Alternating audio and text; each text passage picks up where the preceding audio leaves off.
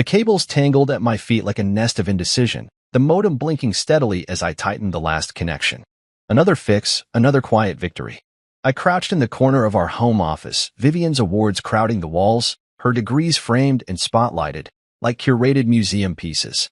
Mine? A dusty shelf held my prototype router and the faded sketchbook where Signal Core began. No fanfare. No accolades. Just me and my belief in what I built. Vivian used to say I had vision, but it was the kind of compliment you give a child with finger paint. Safe, distant, and utterly without faith. She never said it in front of her friends. Never in public. Out there, she held me like a handbag, something functional, acceptable, but never worth discussing at length. I'd grown used to it. Not numb, but practiced.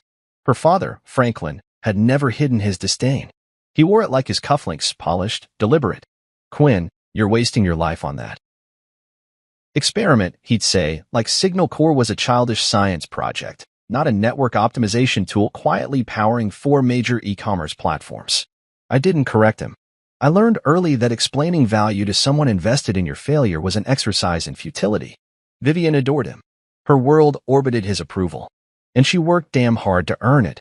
Ivy League graduate, finance awards, features and tech executives to watch. And every single time she was praised, I clapped the loudest. Because I loved her. Even when she smirked at dinner parties after I shared a development breakthrough, calling it cute, I swallowed the bitterness. I told myself it was just her way of coping with pressure. Even when she introduced me as the guy with all the ideas but none of the luck, I let it slide. Because I believed in us. And more importantly, I believed in what I was building. Signal Core wasn't just another hopeful app or gimmick. It was a silent backbone, an invisible accelerator hiding beneath bloated systems and inefficient code. I designed it to be the skeleton no one saw, but everyone relied on. I modeled it after myself, in a way quiet, essential, overlooked. Most nights, while Vivian reviewed acquisition deals or prepared pitch decks in her curated glass office, I worked in the garage. My hands cramping from the soldering iron, my eyes blurring after hours of testing compression ratios and latency thresholds. My version of romance was debugging during thunderstorm surges so our beta clients wouldn't drop signal in a power flicker. I didn't expect applause, but I hoped for respect. We used to talk more. Back when she still wore flannel to bed and stole fries from my plate. Before the heels got higher and the titles grew longer and our marriage became a branding exercise. I remember one night, she stood in the kitchen, hair tied back, holding a wine glass she hadn't sipped. You could be huge, you know, she said, quietly. If you just had a real business partner. Someone to polish the edges. I laughed then, more amused than hurt. You mean someone who wears better suits and doesn't have solder burns? She smiled, but didn't deny it. That was months ago. Lately, her compliments had turned into calculations. How scalable is it? What's the burn rate? What's the long-term exit strategy? As if I were a pitch deck she was forced to skim. I answered, not to impress her, but to remind myself I had answers. And yet, even with the silence, even with the quiet dismissals, I held on. Because love, real love, isn't loud. It's not flashbulbs or Instagram-worthy moments. It's staying, believing, pouring coffee at 2 a.m. because she has a call with Singapore, or rewiring the breaker because she tripped it running 6 monitors at once. Still, I'd be lying if I said the cracks weren't spreading. One night, I overheard her on the phone. He's supportive, but not ambitious. You know? Like, he's fine being average. I think he likes being invisible. Her voice was hushed, but not enough. I sat in the dark hallway, gripping a box of Ethernet cables, staring at the closed door. Invisible. The word burned more than I wanted to admit. I didn't confront her. What was there to say? She wasn't wrong. I had been invisible. I let her cast the light, thinking it was love, thinking that my silence was strength. But in that moment, something inside me shifted.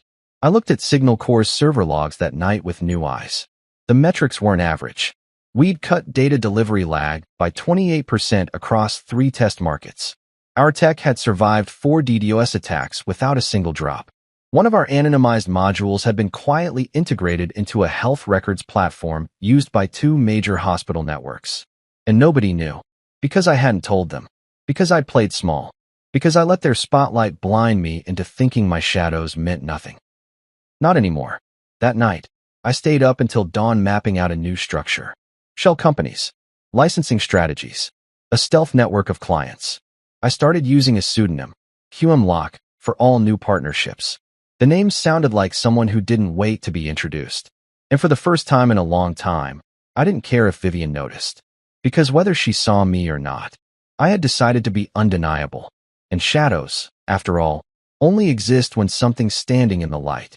The valet barely acknowledged me when I pulled up in the black Honda Civic. I caught the brief flick of his eyes toward the Bentley in front of me, then back to me like I was a mistake in the parking lot. I handed over the keys anyway, straightened my tie, her favorite blue one, and walked toward the Stratmont rooftop, where the party lights pulsed against the skyline like a heartbeat made of glass and steel. It was Vivian's big night. Senior partner, tech acquisition lead. A title so heavy with prestige it practically bent gravity. I should have felt proud. I should have felt included. Instead, I moved through that rooftop like a ghost walking through a world that didn't see him anymore.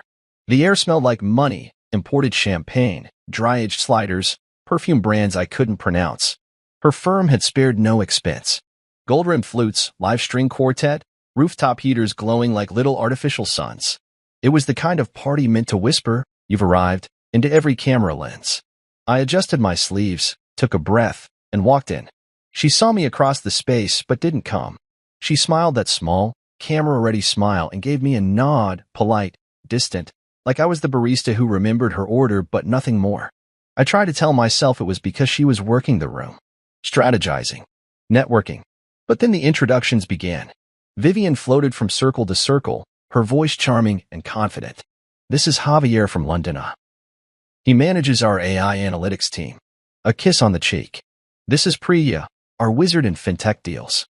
A gentle hand on the arm. "Oh, and this," she turned slightly, the way she always did before the lie, "this is, well, you must already know Nathan. He's the one who brought us that German cyber defense acquisition."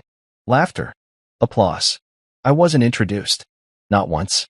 Even when I stood directly beside her as she greeted an incoming executive from Zurich. "This is my," she paused, barely glancing at me before redirecting, "Sorry, give me 1 second. I just need to check on the bar setup." She brushed past me like wind. I watched her gold heels disappear behind a waiter balancing a tray of shrimp ceviche. I moved to the edge of the rooftop, letting my fingers wrap around a glass of something expensive and tasteless. From that vantage point, I could see the whole city, its glittering chaos, its indifferent sprawl. I used to dream of moments like this. A room full of polished people, clinking glasses over shared ambition, nodding at me like I belonged.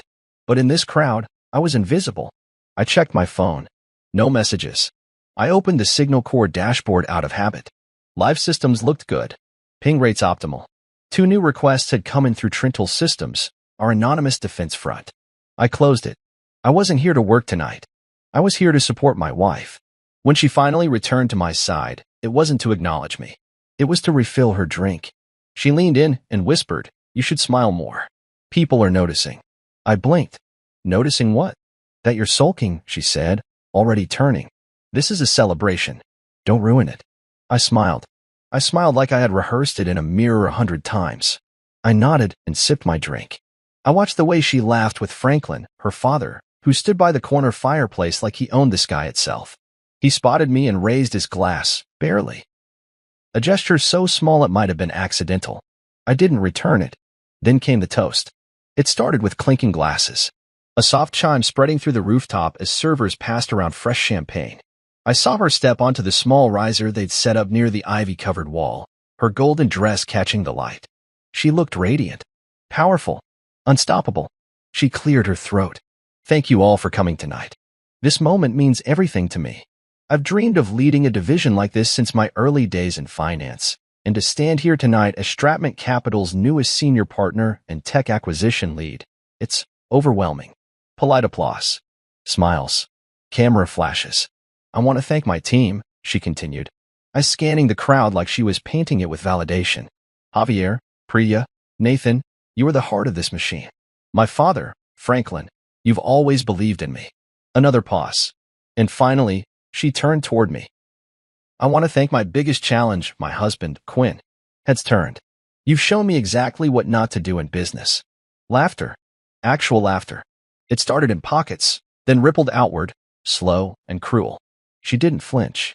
Which is why I'm thrilled to announce she held her glass higher that Stratman Capital is acquiring Signal Corp and folding it into our firm under a new leadership structure. My breath stopped. I froze in place, not because of the words, but because of the timing. With real leadership at the helm, she added. More laughter. Even louder this time. Franklin smirked, nodding like he'd just closed the deal of the year. My mouth went dry. My hands felt disconnected from my arms. I didn't say a word. I didn't storm out. I didn't throw the glass or shout or demand the microphone. I just looked at her, really looked at her, and saw the truth. She had rehearsed this. Maybe for days. Maybe with Franklin's help. Maybe this whole party was never about her promotion. It was about my erasure. I set my glass down on the edge of the table. It wobbled for a second but didn't fall. Then I smiled. The same kind of smile I used to give her when we were poor and hopeful, when we dreamed of changing the world together.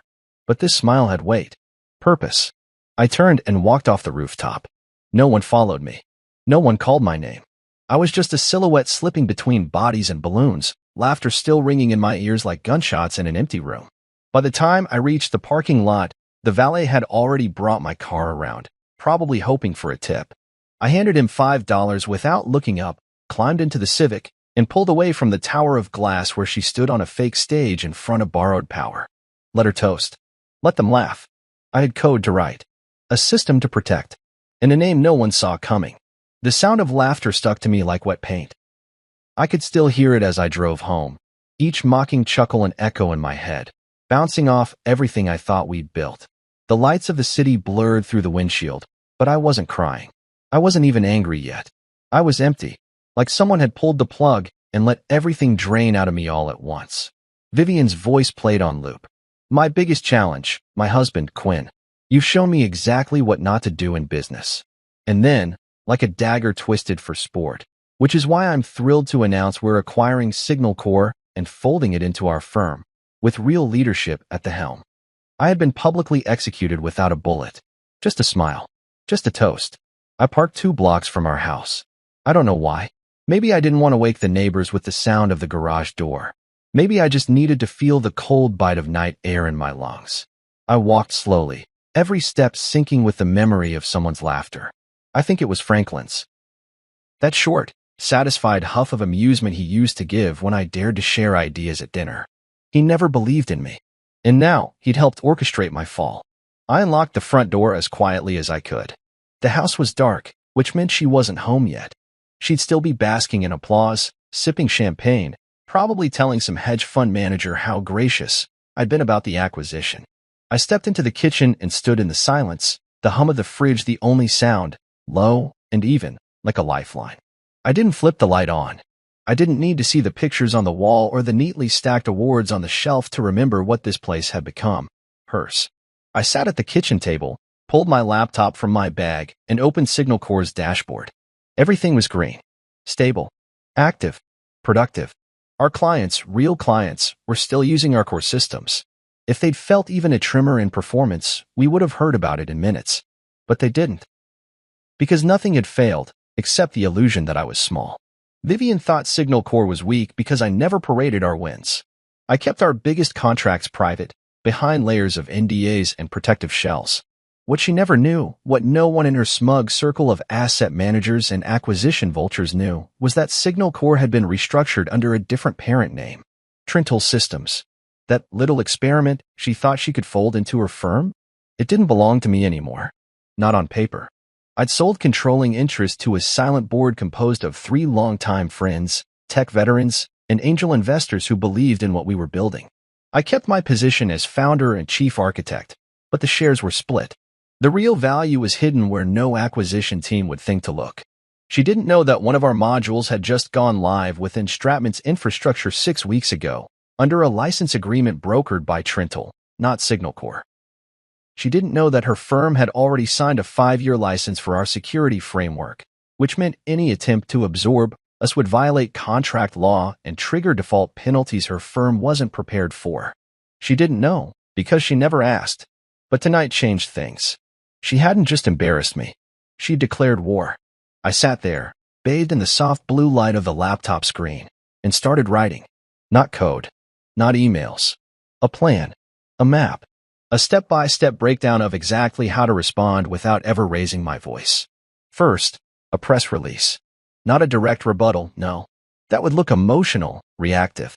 No, this would be a quiet unveiling of Trintel Systems' new partnership with the Department of Defense. Just a small blurb on tech sites tomorrow morning, noting that we've been awarded a development contract for encrypted civilian military communications infrastructure. Enough to catch attention. Enough to make Stratman's legal team freeze. Then, a timed update to our investor dashboard, reflecting our most recent valuation, $180 million. Audited, verified, and recorded. Far beyond what Vivian or Franklin had ever imagined. I kept it quiet on purpose. Let the world think we were struggling. That way, they wouldn't see the pivot coming. I drafted a second document, an internal letter to Trintel's board suggesting we send a formal cease and desist notice to Stratman Capital if they referenced any integration of Signal Core without formal negotiation. I didn't hit send. Not yet. I just wanted to know it was ready. By the time I heard the front door open, the plan was already outlined. My coffee had gone cold, and the first hints of dawn were threatening the edges of the windows. Vivian came in humming, the click of her heels sharp against the wood floors. I didn't turn. I didn't need to see her face. "Oh," she said casually when she saw me. "You're up."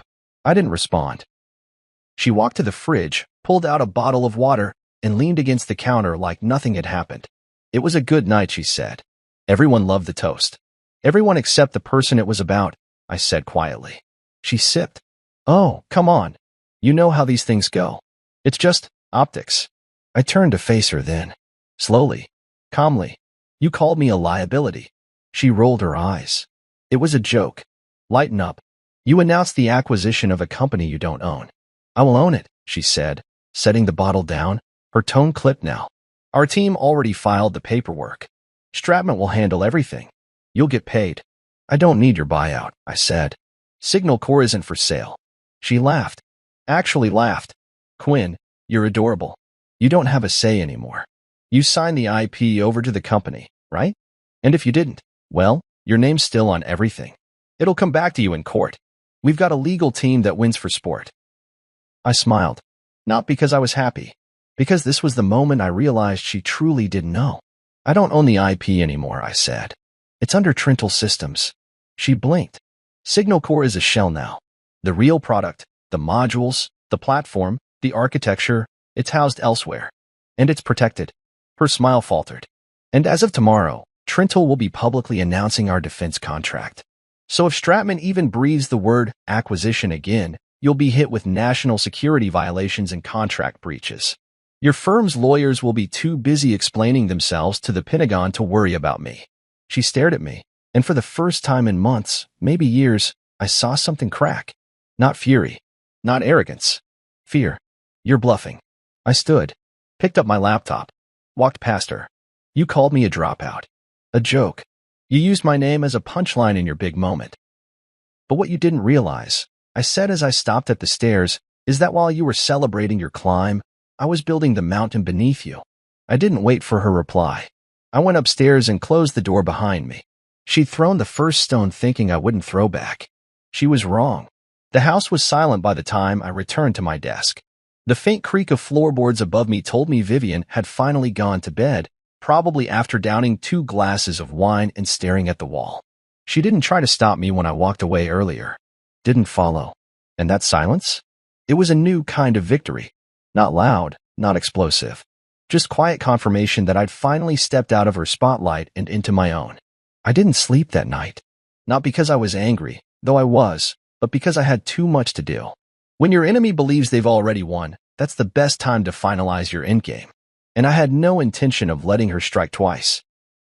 I opened 3 windows on my screen: Signal Core's backend, Trintel's legal directory, and the secure message portal we used with the Department of Defense.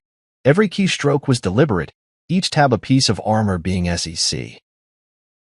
Vivian thought she had pulled off a corporate coup, that by announcing the acquisition of Signal Core during her toast, she'd created a momentum that couldn't be reversed.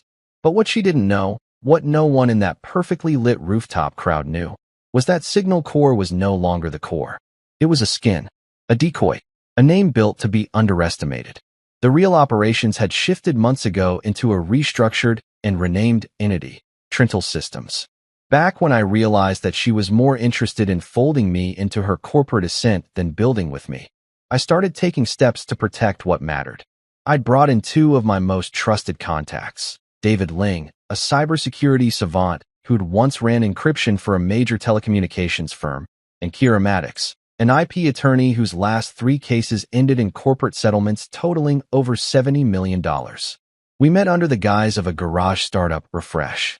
What we actually did was engineer an invisible migration. Bit by bit, every part of Signal Core, its code, its assets, its infrastructure, was relocated and secured under Trintel. The licenses? Renegotiated. The server locations? Obscured. Ownership? Reassigned to a trust managed by Kira's firm. And Vivian had no clue. I logged into Trintel's client portal and reviewed the recent activity. The Department of Defense had finalized their onboarding checklist. Encryption testing was scheduled for Friday. A second module for remote infrastructure reinforcement was flagged as high priority by another client, a Fortune 100 energy firm that had quietly contracted us through a third-party vendor. Trintel's reach was growing, and the most powerful part? It looked like a whisper on paper. Just another supplier in a sea of invisible architects. I opened the embargoed press release, the one I'd prepared weeks ago in case Vivian, or someone like her, tried to make a move. The headline read, Trintel Systems secures defense contract for civilian encryption infrastructure, cites breakthrough in low-latency security transmission. Beneath that, the draft contained a brief but potent paragraph. The company, co-founded by technologist Quinn Locke, has maintained a low-profile presence while pioneering encryption frameworks currently deployed across finance, healthcare, and defense. No boasting, just facts. Enough to make Stratman Capital pause. Enough to make any firm that considered an acquisition think twice. I scheduled the release for 10:05 a.m. Eastern. Not too early. Just enough time for Stratman's team to begin their morning with coffee and a heart attack. After locking the release, I turned to the acquisition terms. Not the ones Vivian smugly slid across the table in that rooftop joke of a deal. No, these were real terms. Drafted by me. Only this time, they weren't for Signal Core. They were for Stratman's cybersecurity assets. Through a shell company, I had quietly bought up several key patents their division had failed to renew on time, oversights from a team too busy with champagne to notice what was slipping through their fingers. Those patents? Now held by Trintel. That gave us legal leverage to pursue acquisition of the entire portfolio if we wanted. And I wanted. I sent a message to Kira. All systems prepped? We're ready. She replied in under a minute. They'll panic. Don't blink. I didn't plan to. By 4:30 a.m., I was running simulations through our internal load test. I watched as virtual users pushed every corner of the infrastructure, looking for cracks. None appeared. The systems held. Resilient. Secure. More than I could say for the house I lived in, where the woman upstairs had planned my professional funeral behind a clink of glass and polite applause. The bitterness tried to creep in, but I wouldn't let it. Not now. Not after everything. I didn't need revenge. I needed precision. Control. The kind of control that only comes when you stop trying to explain yourself and start letting your results do the talking. I stood, stretched, and walked to the kitchen. I brewed a fresh pot of coffee Vivian liked her strong, with almond milk. I took it black. Always had. I set her mug down on the counter just as I heard her footsteps on the stairs. She came down in her silk robe, moving like nothing had happened. Her face was composed, calm, like she convinced herself that last night was just branding strategy, not betrayal. She looked at the mug, then at me. You didn't sleep. No, I replied, sipping my coffee. Had some things to take care of. She eyed me cautiously, sensing something off but not able to place it yet. I figured we'd talk this morning. About the merger. There won't be a merger, I said plainly. Her smile tightened. Quinn, be reasonable. Reason left the room the second you used me as a punchline, I said, walking past her. You wanted the world to laugh at me. You didn't think I'd already prepared a statement of my own. She turned to follow me, her eyes flashing. What are you talking about? I pulled up the scheduled release on my phone, tilted it toward her. This goes live in 5 hours. Trintel Systems. Defense contract. Public exposure. The whole world will see what you tried to absorb without understanding. She read the headline, then again slower. Her face shifted. Anger, confusion, then dawning realization. Trintle is yours? Trintle is mine, I said. And so is everything that powers your division. Without my license renewals, Stratman can't legally deploy half the tools it uses in client networks. Her mouth parted, but no sound came. I told you once, I continued, voice low and steady, that you can't build empires on people you don't respect. You didn't listen. You built yours on the idea that I was forgettable, that I wouldn't fight back. She gripped the counter. You're going to ruin me. No, I said. You ruined yourself. I just stopped protecting the lie. The clock on the wall ticked past 5:12 a.m. The sky outside began to pale at the edges. A new day forming. A different one. One where I wasn't the man behind the scenes anymore. One where I no longer watched her from the shadows, waiting for a scrap of recognition. I walked back to my desk and closed my laptop. My work was done for now. Upstairs, she was still standing by the coffee. Silent. Finally seeing the difference between the man she mocked and the man she underestimated. And while she slept off the last of her delusion, I had already built the firewall that would keep her world out of mine forever. The next morning began like a performance. At precisely 9:01 a.m., the glass doors of the private office suite slid open with a hiss, and Vivian walked in as if she'd rehearsed the entrance. The heels, those red-bottom ones she wore for big deals, clicked sharply against the marble floor. Her charcoal gray deal dress hugged her frame in all the right ways, and her eyes sparkled with the sheen of confidence that came from believing the world still bent in her favor. Behind her was Franklin, postured like a war general inspecting enemy territory, flanked by two attorneys I recognized from Stratman's litigation department. None of them smiled. "Morning," she said sweetly, sliding a crisp, leather-bound folder across the conference table. "You're going to love this deal, Quinn. I promise." I didn't reach for the folder. Instead, I tapped a key on my laptop, bringing the large wall monitor to life. The screen lit up with my desktop, orderly, deliberate, waiting. I looked up at her, and then at Franklin, who gave me a nod that was more dismissal than greeting. They thought I was cornered. They thought this was just a formality. They'd show up, serve me their acquisition proposal, and walk out with my life's work. And maybe even my signature on a severance agreement if they were generous. I could practically feel the smugness radiating off them. Vivian leaned forward, like she was about to sell me a dream. The terms are generous. Full absorption of Signal Corps into Stratman's tech division. You'll walk away with a cash payout, vested equity, and a year of advisory consultation. Think of it like getting paid to do less. Franklin added, "You're lucky we're offering anything after what you pulled with that press release." Spooked a few board members. I tilted my head. It wasn't meant to spook. It was meant to inform. Franklin snorted. "Don't play coy. That announcement was calculated. You blindsided us." "No," I said, finally sitting back. I protected what was mine. Vivian's eyes narrowed, just slightly. I could tell she hadn't expected calm from me. Rage, maybe. Defensiveness. But not this. I nodded at the monitor. "Let me show you something."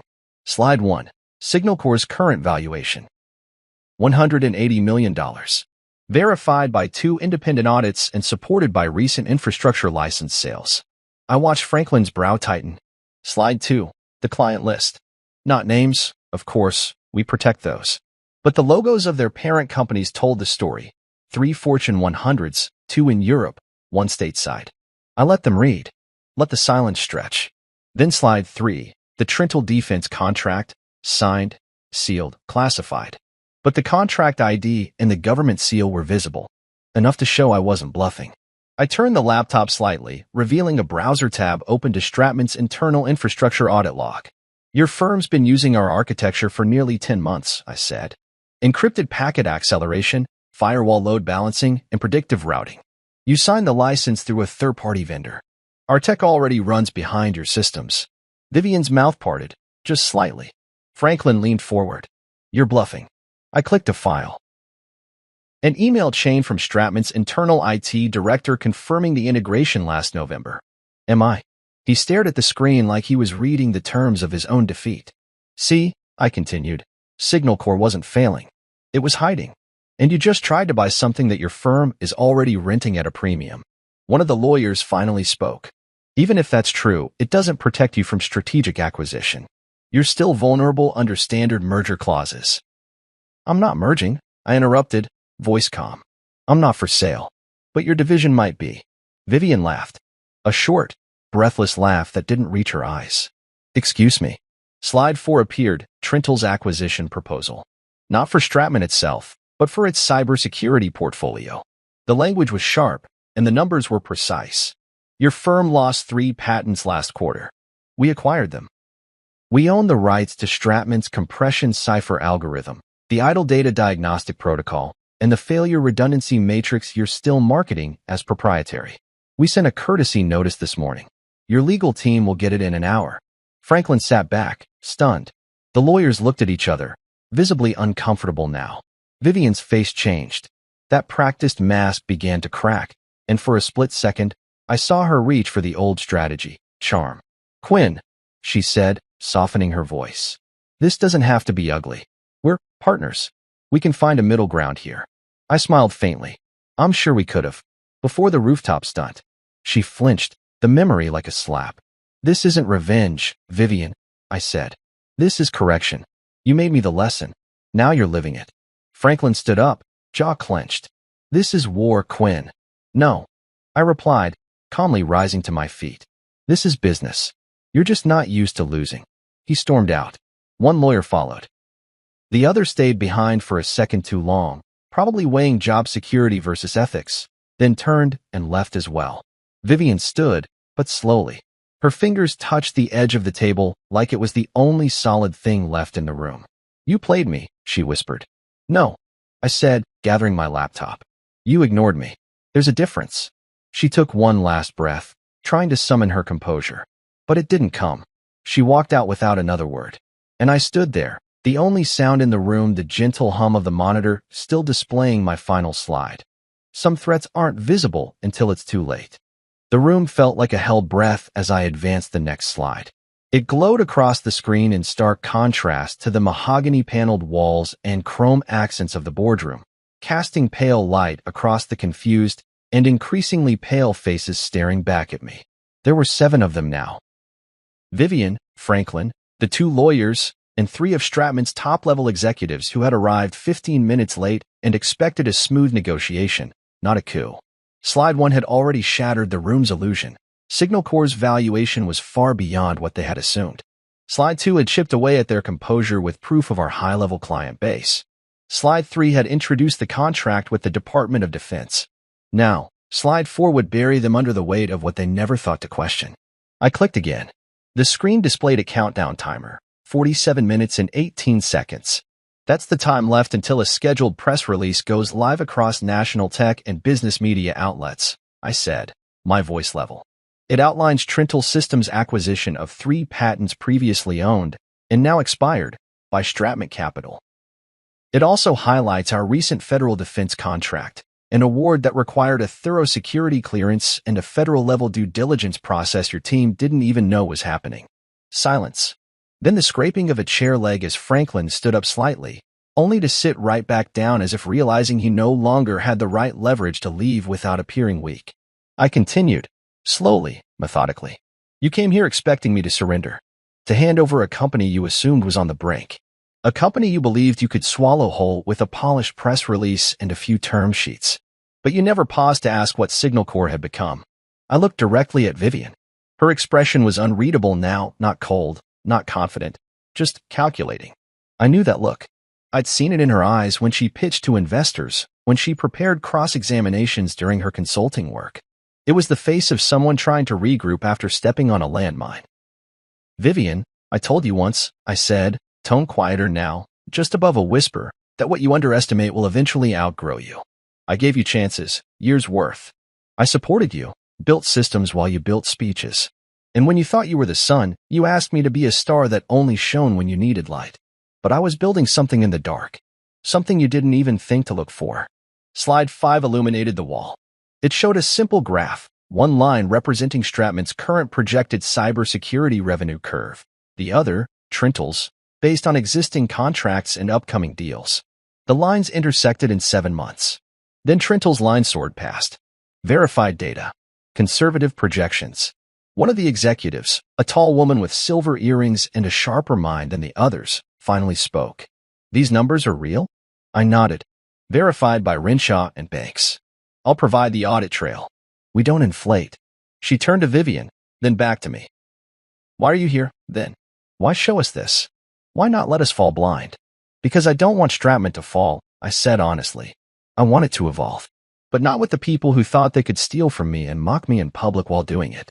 Franklin leaned forward now, and I could tell he was still trying to re-establish dominance, still clinging to the belief that men like him didn't lose in rooms like this. Let's talk turkey, Quinn. Everything has a price. I raised an eyebrow. You mean like how my reputation had a price at your daughter's promotion party? Vivian flinched. No, I said flatly. This isn't about price. This is about positioning. I walked around the table slowly, not with arrogance, but with the deliberate calm of someone who already knew the outcome. I placed a folder in front of each person, 7 copies of an internal proposal drafted by my team and reviewed by Kira. The folder title read, Proposed Strategic Realignment of Stratman's Cybersecurity Assets, Trintel Systems Partnership Agreement. Not a buyout, not a merger, a partnership, with Trintel holding 51% control of the cybersecurity division. I watched the expressions change as each person scanned the front page. The lawyer on Vivian's left blanched. The silver earring executive blinked, her jaw tightening in thought. Franklin scoffed under his breath. Vivian didn't react at all. She stared at me, but I saw her hand tighten around her pen. You'll maintain face, I said, voice steady. Stratman won't collapse. This deal keeps the lights on. You'll spin it as a strategic pivot.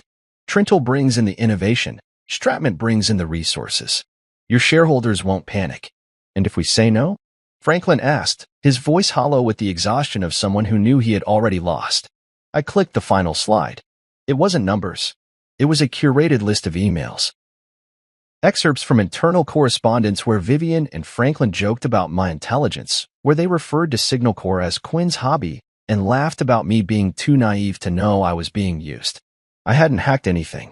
These were forwarded to me by someone inside Stratman, someone who'd seen enough. I don't want to release these, I said, but I will. And once they're out, this board won't be deciding anything because you'll all be too busy dealing with a PR meltdown that paints Stratman as a firm that mocks founders while profiting from their innovations. The room stilled. Vivian spoke now. Softly, carefully. You did all this behind my back. I met her gaze without flinching. You did everything in front of mine. She looked down, as if searching for something to say, some last-minute salvage play, but no lifeline arrived. No one jumped to her defense. Franklin sank back in his chair, and the silver earring executive leaned forward, finally. I recommend we table this for internal review, but from where I'm sitting, the numbers don't lie. This deal isn't a loss. It's a parachute. Vivian opened her mouth, but no sound came. For the first time, she wasn't the loudest voice in the room. She wasn't even in control of her own board. I gathered my laptop, slid my own folder back into my case, and walked toward the door. Press release goes live in 22 minutes, I said without looking back. I'd have your PR team ready either way. Just before I stepped out, I heard the executive say, get legal on this now. If we can't beat him, we need to be on the right side of this. The doors closed behind me with a soft hiss. And just like that, the boardroom where they planned my funeral had become the venue of their quiet surrender. The sun was climbing higher by the time I returned to my own building. Not just a home office anymore, a proper headquarters. We'd signed the lease on the top floor of an old converted foundry, brick walls and steel beams still scarred with stories from a century ago. Now, it held the heartbeat of Trintel. What once began in my garage had grown into something no one could ignore, not even those who tried to erase me in a single night. As I stepped through the door, Kira was already there, seated in the war room with her tablet lit up and notes flying across the screen. She didn't greet me with a smile she never did during moments like. Because their options are partner with the company that's already eating their infrastructure or face breach of contract lawsuits, patent disputes, and federal inquiries they can't afford. She glanced at me. They'll spin this as a smart alliance. But we both know what it really is. A rescue. No, she said, setting the tablet down. It's a hostile takeover disguised as mercy. I nodded slowly. That felt more accurate. 30 minutes later, we were joined by David, our systems architect, and June, our head of operations. Each of them knew what was at stake. Vivian and Stratman thought the press release was the final twist in this drama. But it wasn't the end. It was the doorway into the real power shift, one they hadn't even seen coming. Kira passed around folders, digital and physical. We move now. This is the acquisition package for Stratman's cybersecurity portfolio. After last quarter's negligence, their patent lapse cost them major credibility. We've already secured 3 of the crown jewels, Pulse Protect, PhantomNet, and Echo Trace. David tapped his pen. With those alone, we can replicate 80% of their in-house protection suite. But if we pull the trigger on the rest of the division, June finished the thought. We control the market narrative. And that's what this was about now, narrative. Because in business, power isn't just built on contracts and systems. It's built on story. And up until now, Stratman's story was that they were the aggressive, elite firm absorbing startups and stamping their logos over the brilliance of others. They were the ones who picked winners and erased origins. Vivian had spent her career making sure the spotlight only ever fell on her. But now, her story would change. She wouldn't be the woman who ascended. She'd be the woman who underestimated a man too quiet to clap back until it was too late. We finalized the offer packet. It was structured as a leveraged asset swap, disguised under a licensing extension deal. Clean, surgical, no headlines needed. By the time the press would catch on, we'd own the skeleton of their cybersecurity arm, and Vivian would be giving interviews about strategic recalibration and lean innovation alignment to explain away the blood loss. By noon, we'd sent the paperwork. By 2 p.m., their reply came. It wasn't Franklin. It wasn't one of the board members. It was Vivian. Her email was brief. 3 sentences. Quinn, we acknowledge receipt of Trentle's proposal. The board will accept the terms under the outline structure. There was no apology. No clever closing line. Just surrender. I stared at the screen for a moment. Not with satisfaction, but with something heavier. Not regret, but reflection. I remembered the first pitch deck Vivian ever helped me edit. We were still living in a shoebox apartment with cardboard for a coffee table. She had used highlighters on the margins, circled my clunky phrasing, added stars beside lines she liked. You've got something here, she had said back then. You just need someone who knows how to package it. But somewhere along the way, she stopped packaging me and started preparing to replace me. I forwarded the confirmation to Kira. She replied within 5 minutes with a signed digital receipt and a line that made me smile, even if only for a moment. Welcome to your empire. The following morning, Trentle Systems quietly acquired Stratman Capital's cybersecurity division through an asset-based integration agreement that bypassed headlines and lawsuits. By the time the ink dried, their tech stack had been rebranded under our modular framework, and our licensing tags were embedded in over 60% of their proprietary systems. Vivian called me later that afternoon. I considered not answering, but I did. Congratulations, she said. You got what you wanted. I let the silence hang before responding. What I wanted was respect. And if you just waited? No, I cut in. You don't get to rewrite it now. You toasted me like a cautionary tale. In front of your colleagues. Your friends. My name was your punchline. I miscalculated, she admitted, her voice stripped of its usual lacquer. No, I said again. You revealed who you really were. That wasn't miscalculation. That was clarity. She didn't reply right away. I could hear her breathing through the line, like she wanted to scream but couldn't afford to. I didn't think you had this in you, she said finally, quietly. That's the problem, I said. You never did. I ended the call. Not because I hated her, but because I no longer needed her to understand me. The following week, Trentle's silent partnerships began surfacing through a cascade of favorable press leaks. Major outlets picked up the story. Startup secures defense and corporate wins while rival fumbles patents. Quiet tech powerhouse reshapes security sector.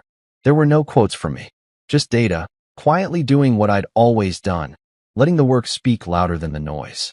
At a private industry event, I ran into one of Stratman's junior partners. He clapped me on the shoulder, smiling like we were old friends. She never saw it coming, he said with a chuckle. Honestly, Quinn, we all thought you were just her +1. I nodded. So did she. The man laughed, raised his drink, and wandered off. I didn't follow. I just stood there, looking out over a sea of well-dressed executives, thinking about how close I'd come to fading into the background forever. But I didn't, because I stopped waiting to be seen. And instead, I built something they couldn't ignore. Vivian had the spotlight, but I had the stage. The first cracks showed the next day. Franklin appeared on a niche finance podcast, doing his best impersonation of a man unfazed by a storm. We've entered a transitional phase, he said, adjusting his cufflinks on camera. It's all part of the strategic evolution at Stratman Capital. Our partnership with Trintel Systems allows us to optimize our innovation landscape. He never mentioned me by name. Not once. That would have been an acknowledgement of defeat. Instead, he called it a realignment, like it was his idea all along. The host nodded politely, probably pretending to understand a word of it, while Twitter lit up with side-by-side charts showing the truth. Stratman's cybersecurity branch had been absorbed, not partnered. It was a dismantling masquerading as progress. And behind the scenes, their phones were on fire. By midday, Kira forwarded an email chain that had been anonymously leaked to us.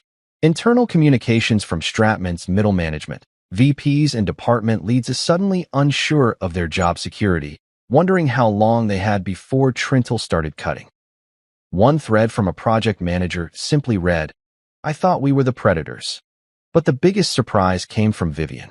She didn't show up to the Monday morning debrief her team had scheduled with ours.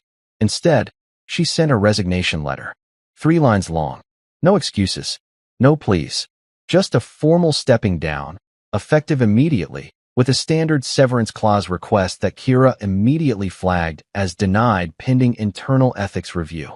I read the letter 3 times. This wasn't Vivian's style. She wasn't a runner.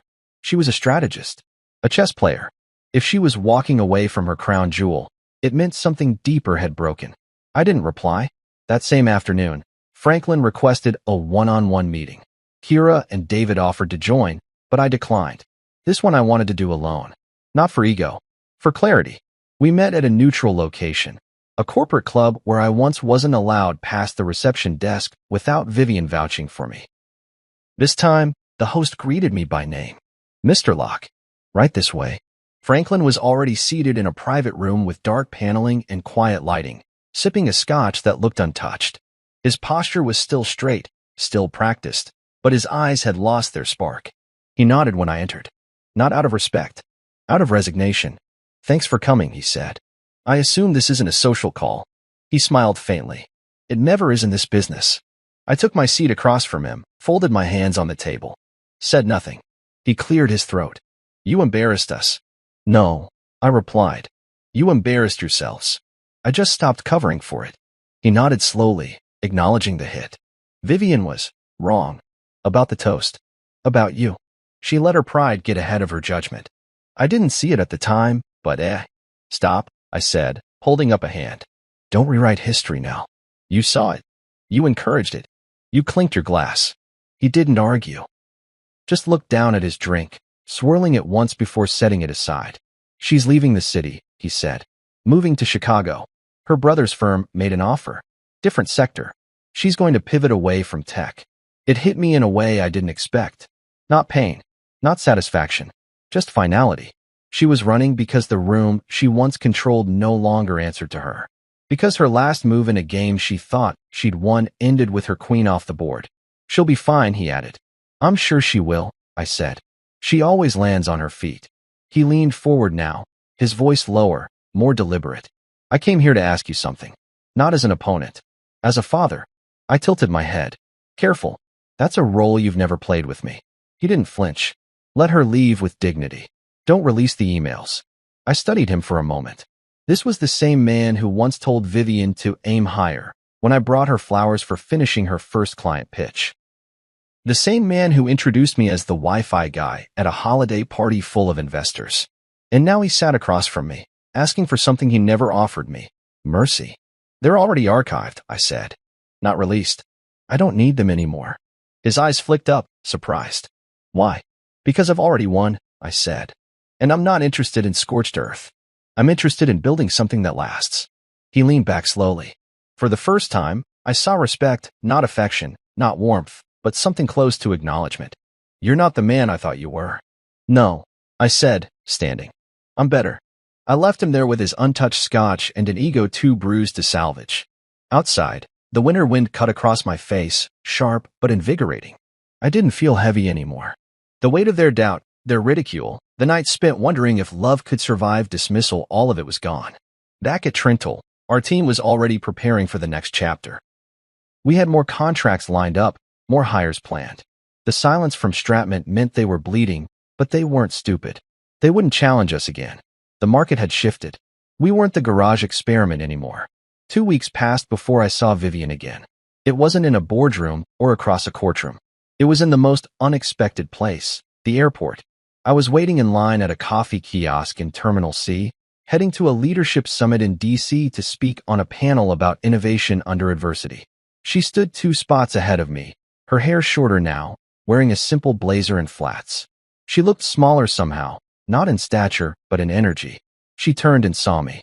Her mouth opened slightly, then closed. I gave her a nod. Nothing more. She stepped aside and waited until I had my drink. "I heard you're speaking at the summit," she said quietly. I raised an eyebrow. "I am. You'll do well." "Thank you." There was a pause. "I was wrong about you," she said. "You were wrong to me," I corrected gently. "There's a difference." She nodded. "I've started therapy." I didn't respond. She added, "I'm sorry. Not for losing. For what I did to you. How I made you feel." It was the first real apology she'd ever given me. I sipped my coffee. "I hope Chicago treats you well." She smiled faintly. "Take care, Quinn." And just like that, she walked away. No breakdown. No grand scene. Just a woman who lost the spotlight and finally saw what had been in the shadows all along. Back at the summit, I stood in front of a room filled with executives, founders, analysts. They expected case studies, graphs, numbers. But I started with a single sentence. "My name is Quinn Locke, and the only thing more powerful than being underestimated is knowing exactly when to stop asking for permission." The room was silent. Then it erupted in applause. And in that moment, I knew. This wasn't revenge. It was rebirth. 2 weeks later, an envelope arrived. Heavy cream cardstock with an embossed navy crest and my name. Not just printed, but written by hand. In careful calligraphy, Mr. Quinn Locke.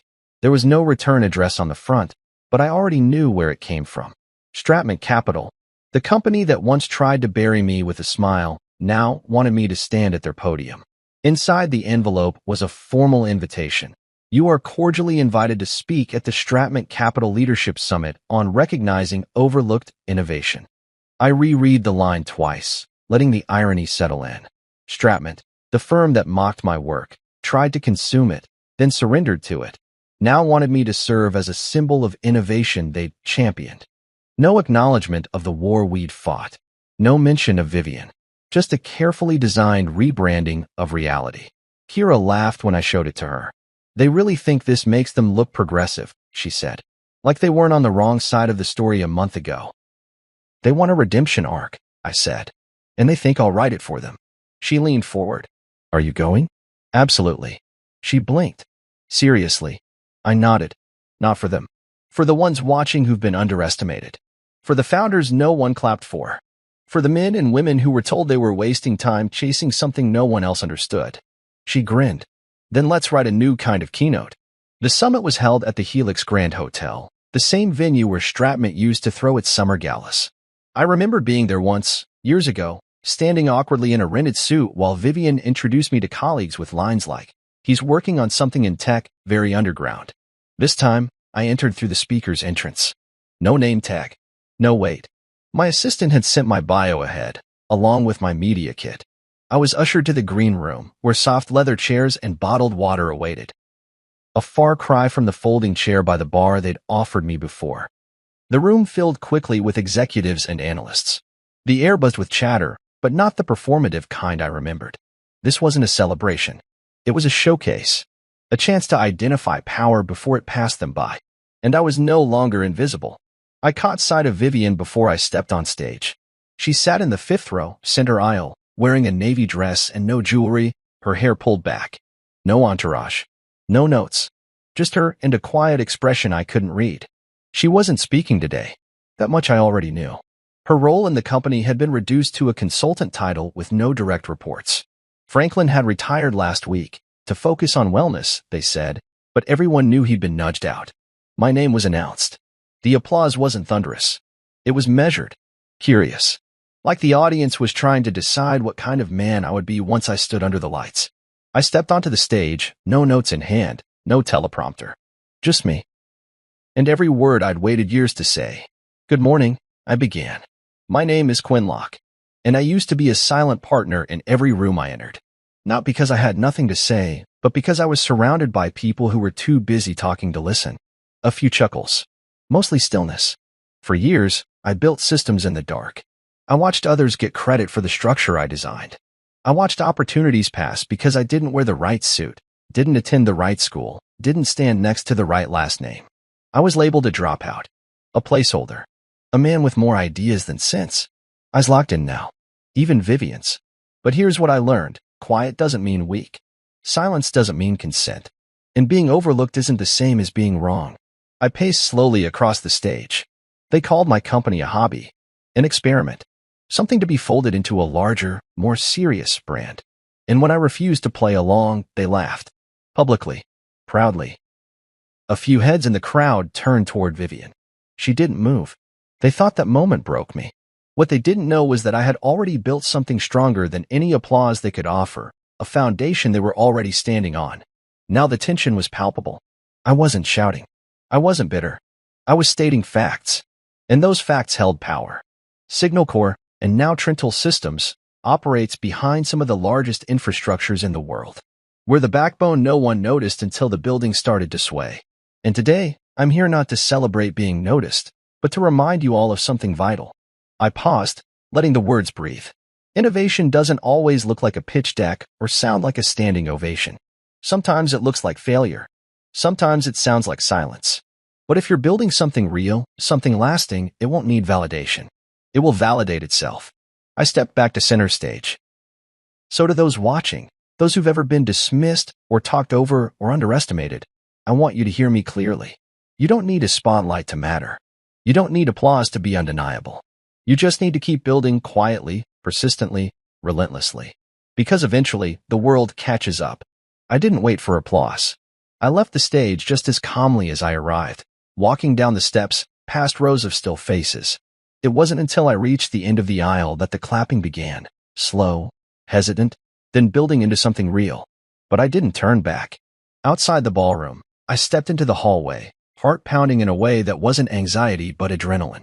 The kind of rush that comes not from proving people wrong, but from finally proving yourself right. Vivian followed a few moments later. She didn't speak immediately, just stood beside me, staring at the wall like it had something more interesting to say. That was powerful, she said. Wasn't meant to be, I replied. It was meant to be true. She nodded. I deserve that. I shrugged. You earned it. A pause hung between us.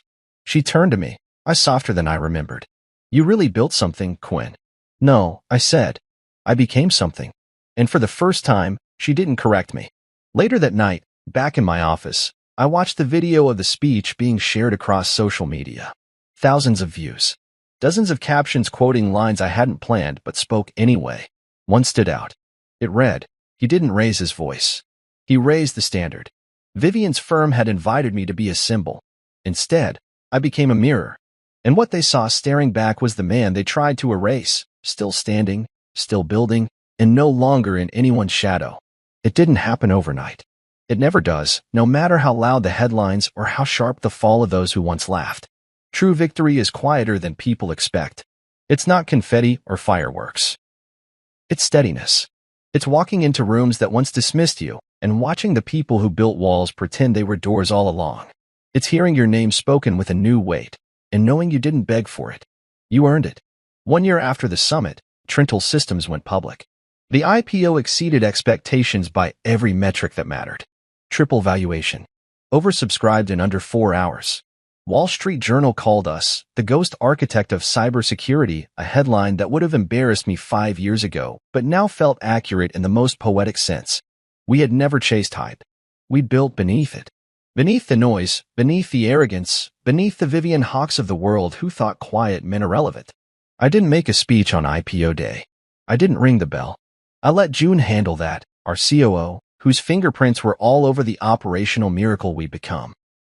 She stood on the balcony in a simple black suit, smiled for the cameras, and said, "We're just getting started." And she meant it. Trental wasn't about one man anymore. It was a machine powered by people who had once been overlooked, now leading departments that rewrote industry benchmarks. Vivian? She kept her promise and moved to Chicago. She joined a real estate tech firm, something softer, safer, a quieter stage. Occasionally her name popped up in digital features about pivoting and leadership, and once I even saw her listed as a guest panelist at a small entrepreneurship forum. I didn't watch the video, but someone on my team told me she spoke with more humility than they remembered.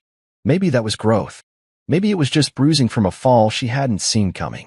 Either way, I no longer kept tabs. I didn't need to. She was in the rearview now, blurry and distant. Franklin retired completely. No podcasts. No op-eds. Just vanished into whatever gated community would have him. I imagined he still swirled whiskey and told stories that conveniently left my name out. That was fine. I didn't need space in his version of events. I had already reclaimed my own. The house Vivian and I once shared sold to a young couple expecting twins. I left behind a few things: the desk where Signal Core began, the vintage router I soldered by hand, the coffee mug with the faded print that read code like nobody's watching.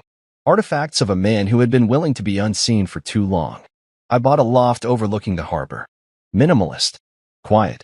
Peaceful in a way success doesn't usually allow, but I'd earned the right to make noise when I wanted and to choose silence when I didn't.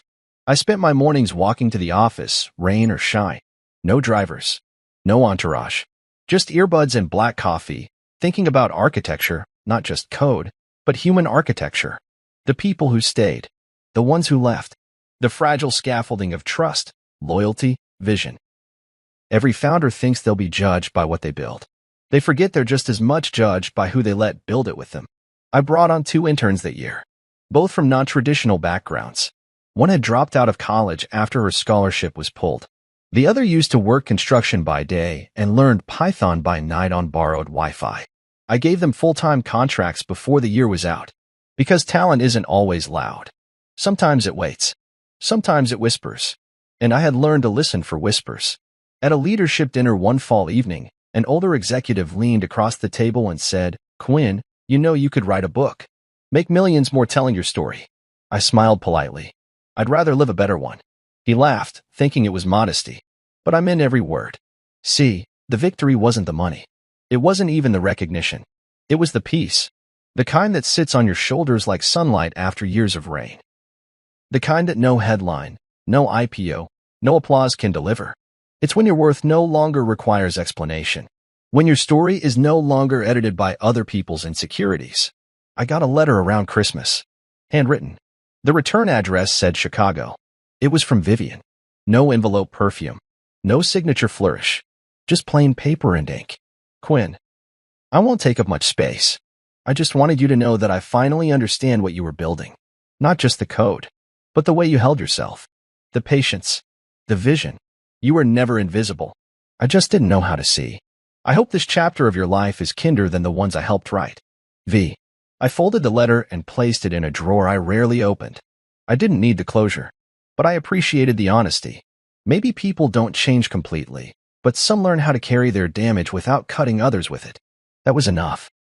One night in late spring, I stood by the office window while the city hummed below. Kira came in with a bottle of wine and a tired smile. "You know," she said, handing me a glass, "a year ago today, we were just hoping Stratman wouldn't sue us into oblivion. And now?" I asked. "Now they forward our white papers to clients like they wrote them." We clinked glasses. As we sipped, she added, "You ever think about what would have happened if you'd signed that deal? Let them fold Signal Core in like they planned?" I nodded. "Sometimes. And I wouldn't have been me anymore." That was the truth of it. Signing that deal wouldn't have just cost me my company. It would have erased the part of me that believed in slow building things. In letting work speak when words failed. In not needing the room to clap as long as the structure held. That was the core of who I was. And I'd rather be the quiet man behind a fortress than the loud one standing on a stage built by someone else. Eventually the lights dimmed, the guests left, the cameras moved on to the next founder to watch. But Trentle stayed. Signal Core stayed. I stayed. And every time I heard someone refer to me as just a dropout or Vivian Hawksex, I smiled. Because I knew something they didn't. They were still using my systems. Still logging into networks I built. Still protected by code I wrote in a garage while they drank champagne and laughed. And that was enough. I didn't just win. I became undeniable. 12 years. That's what the evening was about. A dozen years of promises, fights, victories, dinners, silences, mornings half filled with coffee and half lost in regret. 12 years of being Mr. and Mrs. Rowe. And I thought, naively, that tonight would mark a kind of quiet triumph. We had made it. Maybe not flawlessly, but we had endured. That had to count for something. Clarissa had picked Voluto. Said she wanted elegance. Said she wanted to make this anniversary memorable. The restaurant sat like a jewel above the city, windows curved to show the skyline in cinematic panorama, the chandeliers above us glittering like glass constellations. She loved places like this, loved being seen in them more. And she wore red, of course. Always red. Her statement color. The same shade she wore the night we met. But tonight, it didn't feel like a callback. It felt like a warning flare. She laughed too easily. Toasted too early. She leaned in too close to my ear when she clinked her glass and said, "To 12 golden years, my love." But her eyes, they didn't match her voice.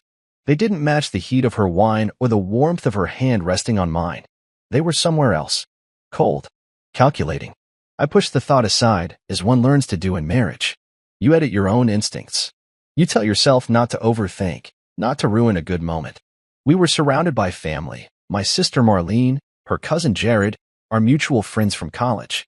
Everyone smiling, eating, laughing in the golden glow of money well spent and love well rehearsed. I wore the navy blue suit Clarissa bought me last Christmas. It fit too well now. I had lost weight without realizing it. Stress has a way of doing that quietly, like an eraser taking away bits of you. Clarissa was radiant in red. Her lipstick matched the wine in her glass.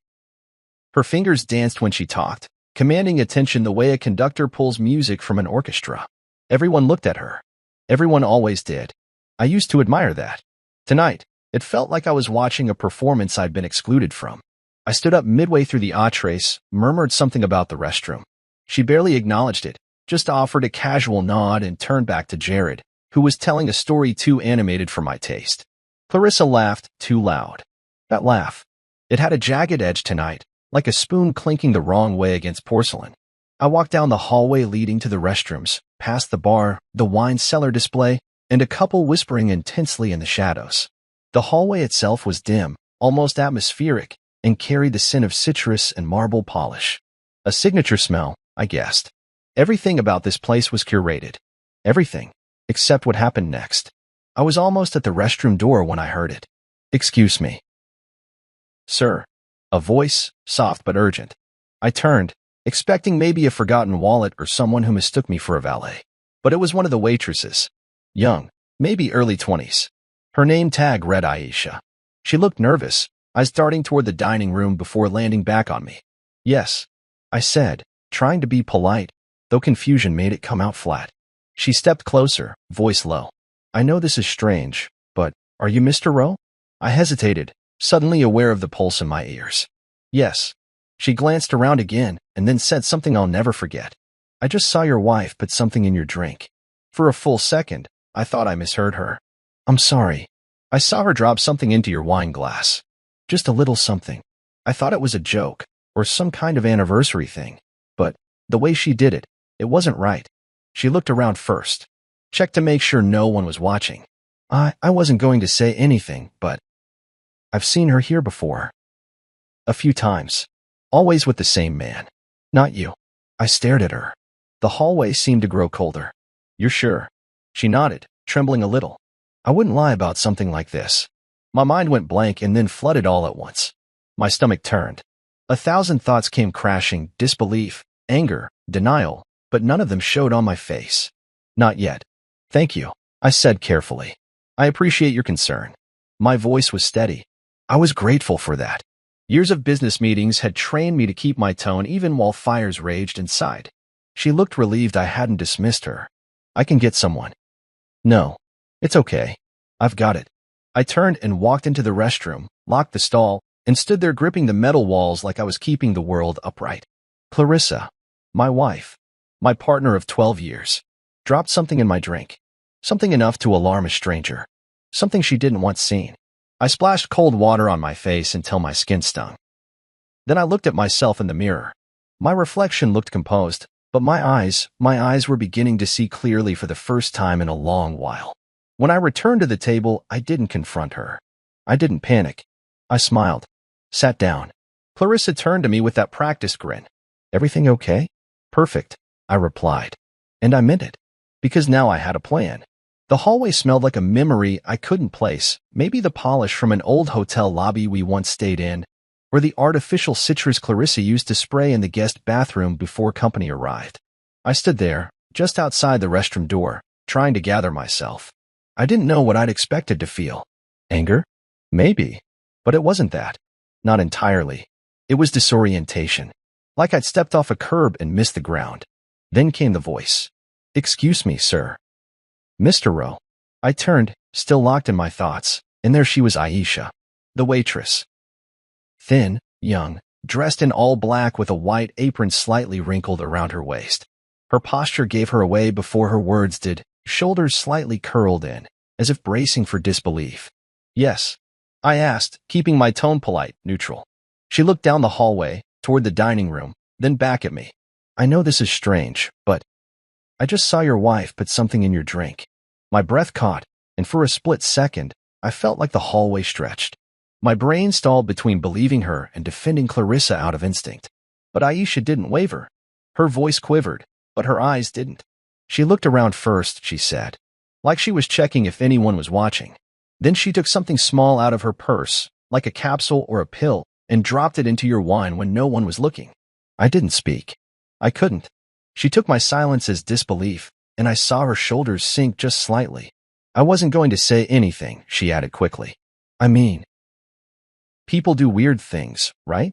Sometimes it's part of a joke or a surprise, I don't know. But the way she did it, her whole vibe, it was off. Cold. Focused. Like she'd done it before." I still hadn't spoken. I think I was afraid that if I said something, it would confirm this was real. That the warning wasn't just a misunderstanding. That the life I thought I was living had a crack in the foundation I could no longer ignore. "Why are you telling me this?" I finally asked. "Because you looked like you didn't know," she said. Simple as that.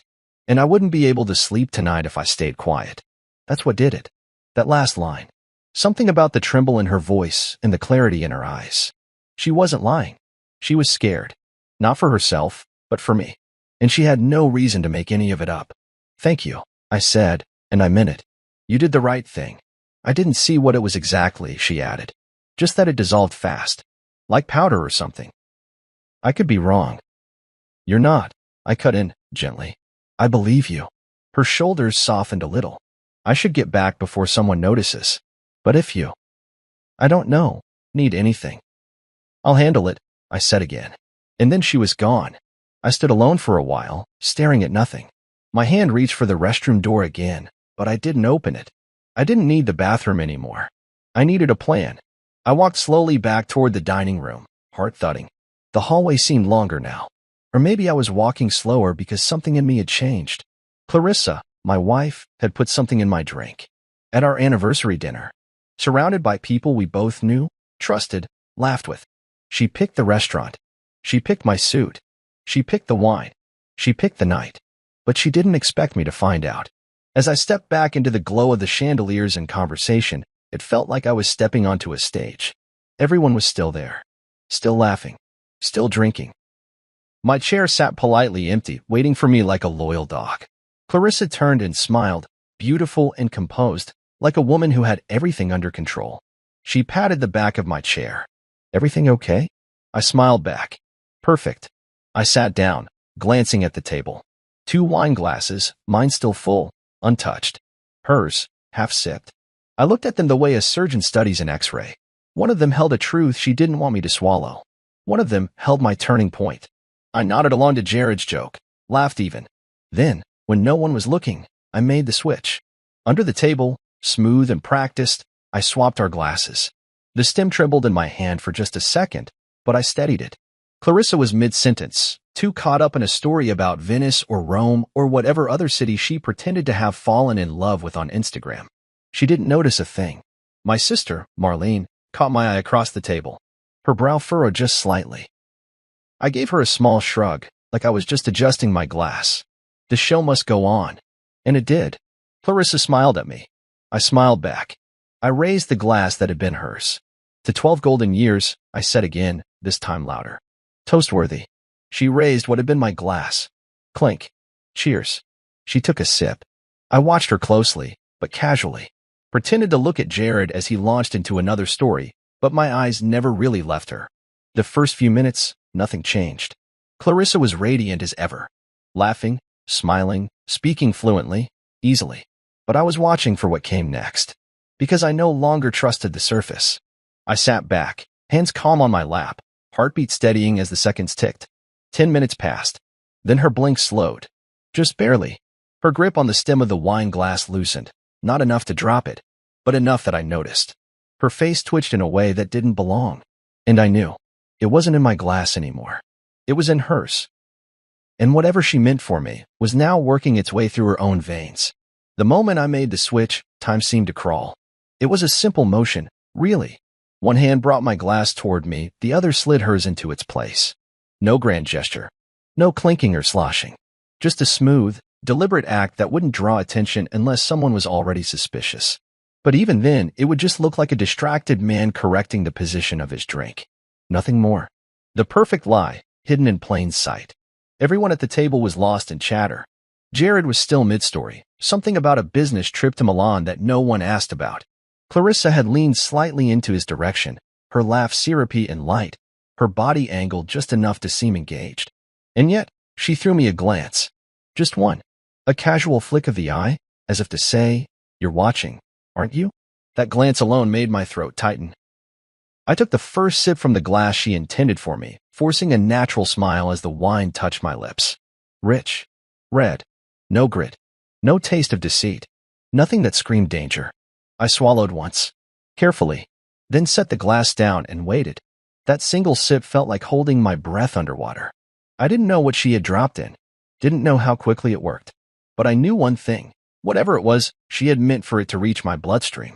Clarissa mirrored me, raised her glass, now mine, and drank from it. A full sip. Confident. Her smile bloomed like a practiced act. "To 12 more," she said. "May they be even better." "To 12 more," I echoed. Marlene watched me closely. I saw it in the way she tilted her head, brows slightly drawn. She always read me too well. But I gave her nothing. Just the smile of a man surrounded by love and laughter, celebrating another year of partnership. I didn't know how much she had heard or guessed. But her eyes narrowed for half a second too long. She would ask questions later, and I'd have answers ready. 10 minutes passed. Clarissa didn't falter. She chatted with Jared. She complimented the wine. She leaned in to whisper something to her cousin Lena that made her giggle. For a moment, I felt like the whole thing had been a hallucination. Maybe Aisha was wrong. Maybe Clarissa dropped a mint or a vitamin or some romantic prank meant to surprise me. My heart started to ease. And then it began. It was subtle. Too subtle for anyone else at the table to notice. But I was watching. Her left eyelid twitched. She blinked twice. Slow. Then again, rapidly. I pretended to wipe my mouth with a napkin, using the gesture to cover how closely I was studying her. Her hand hovered near the wine glass, but didn't lift it again. Her fingers wavered, like the stem was heavier than it should have been. Jared asked her a question. Clarissa smiled, opened her mouth to respond, and stopped. Just for a second. Her jaw clenched. Her throat moved like she was swallowing something thick. I looked away to keep from staring. My heart thudded in my chest like a drumline on parade. The panic I'd been bottling now roared inside me. Not panic from fear, but from confirmation. This was real. This was happening. She had drugged my wine. And now, she was tasting the result. Marlene leaned in, subtle as always. "You good?" she murmured. "Yeah," I replied smoothly. "Just full. Might step out for some air soon." Clarissa let out a low chuckle, the kind that didn't belong in the moment. A beat late. Her head swayed slightly, but she caught herself. Her smile didn't quite recover after that. Her lips parted as if to say something, then closed again. She looked around the table. Her eyes landed on me. And for the first time all night, she truly saw me. Not the version I was presenting. Not the doting husband or the naive fool. She saw me. The man who knew. The man who had switched the glasses. The man who had returned from the restroom changed. Her mouth opened again. "Is it hot in here?" she mumbled, voice thinner than before. Jared turned. "You all right?" Clarissa raised her hand slowly, touched her temple like someone easing a headache into submission. "Just a little dizzy. Maybe the wine's stronger than I thought." No one laughed. Not this time. She tried to stand. Her napkin fluttered from her lap to the floor. Her heel caught the leg of the chair. Her body tilted, but not dramatically. just enough that her posture no longer looked deliberate. Her weight leaned too far forward, and for a heartbeat, she hovered like a tree too weak to stay rooted. Then she collapsed, slow, surreal, folding back into her seat before sliding to the floor. The room changed instantly. Chairs scraped. Silverware clinked as hands flew to mouths. Someone gasped. Someone else stood and reached for their phone. "Clarissa," Jared barked, kneeling beside her. Her eyes fluttered. One arm sprawled against the floor, her other twitching at the elbow. The wine glass tipped off the table, rolling once before spilling red into the ivory cloth like blood into snow. I didn't move at first. Then I stood, slowly, with deliberate calm. "Call an ambulance," I said. My voice was steel. No one moved faster than Aisha. She had appeared from the hallway, already pulling out her phone. Her hands didn't shake. In that chaos, I watched everyone's face. Jared's horror, Marlene's sharp suspicion, Lena's confusion. But Clarissa's, hers was something else. Her gaze locked on mine, pupils dilated, lips parted. There was something there. Not just panic, realization, and fear. Not of the pain, not of the collapse, but of me. Her plan had failed. And now, she knew I knew. Clarissa's fall wasn't dramatic. It wasn't the kind of scene that gets gasps in a movie. It was quiet, controlled at first, like her body was trying to maintain dignity even as it betrayed her. One moment she was sitting upright, the next, she was slumped to the side, slow, graceless, helpless. Her hand had reached out, but not in time. The stem of the wine glass slipped from her fingers and tipped over, spilling Bordeaux-like blood across the pristine ivory tablecloth. Jared caught her before she hit the floor completely, but not without a stumble. "Clarissa," he said, voice pitched high with alarm. He shook her shoulder gently. Hey, talk to me." My sister Marlene stood up abruptly, knocking her chair back. "What's happening?" she asked no one and everyone all at once. Clarissa tried to speak. Her lips parted, and her throat moved, but the words never arrived. Her eyes fluttered. Not a blink, just erratic, uncoordinated movement. She looked drugged, or worse.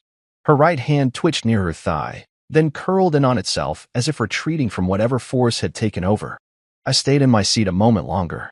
I don't know why. Maybe I wanted to see how everyone else would react. Maybe I wanted to be the last to rush in, just to mark the distance between who I had been before and who I was now. "She said she felt hot," I offered calmly. "Just before she collapsed." That was technically true.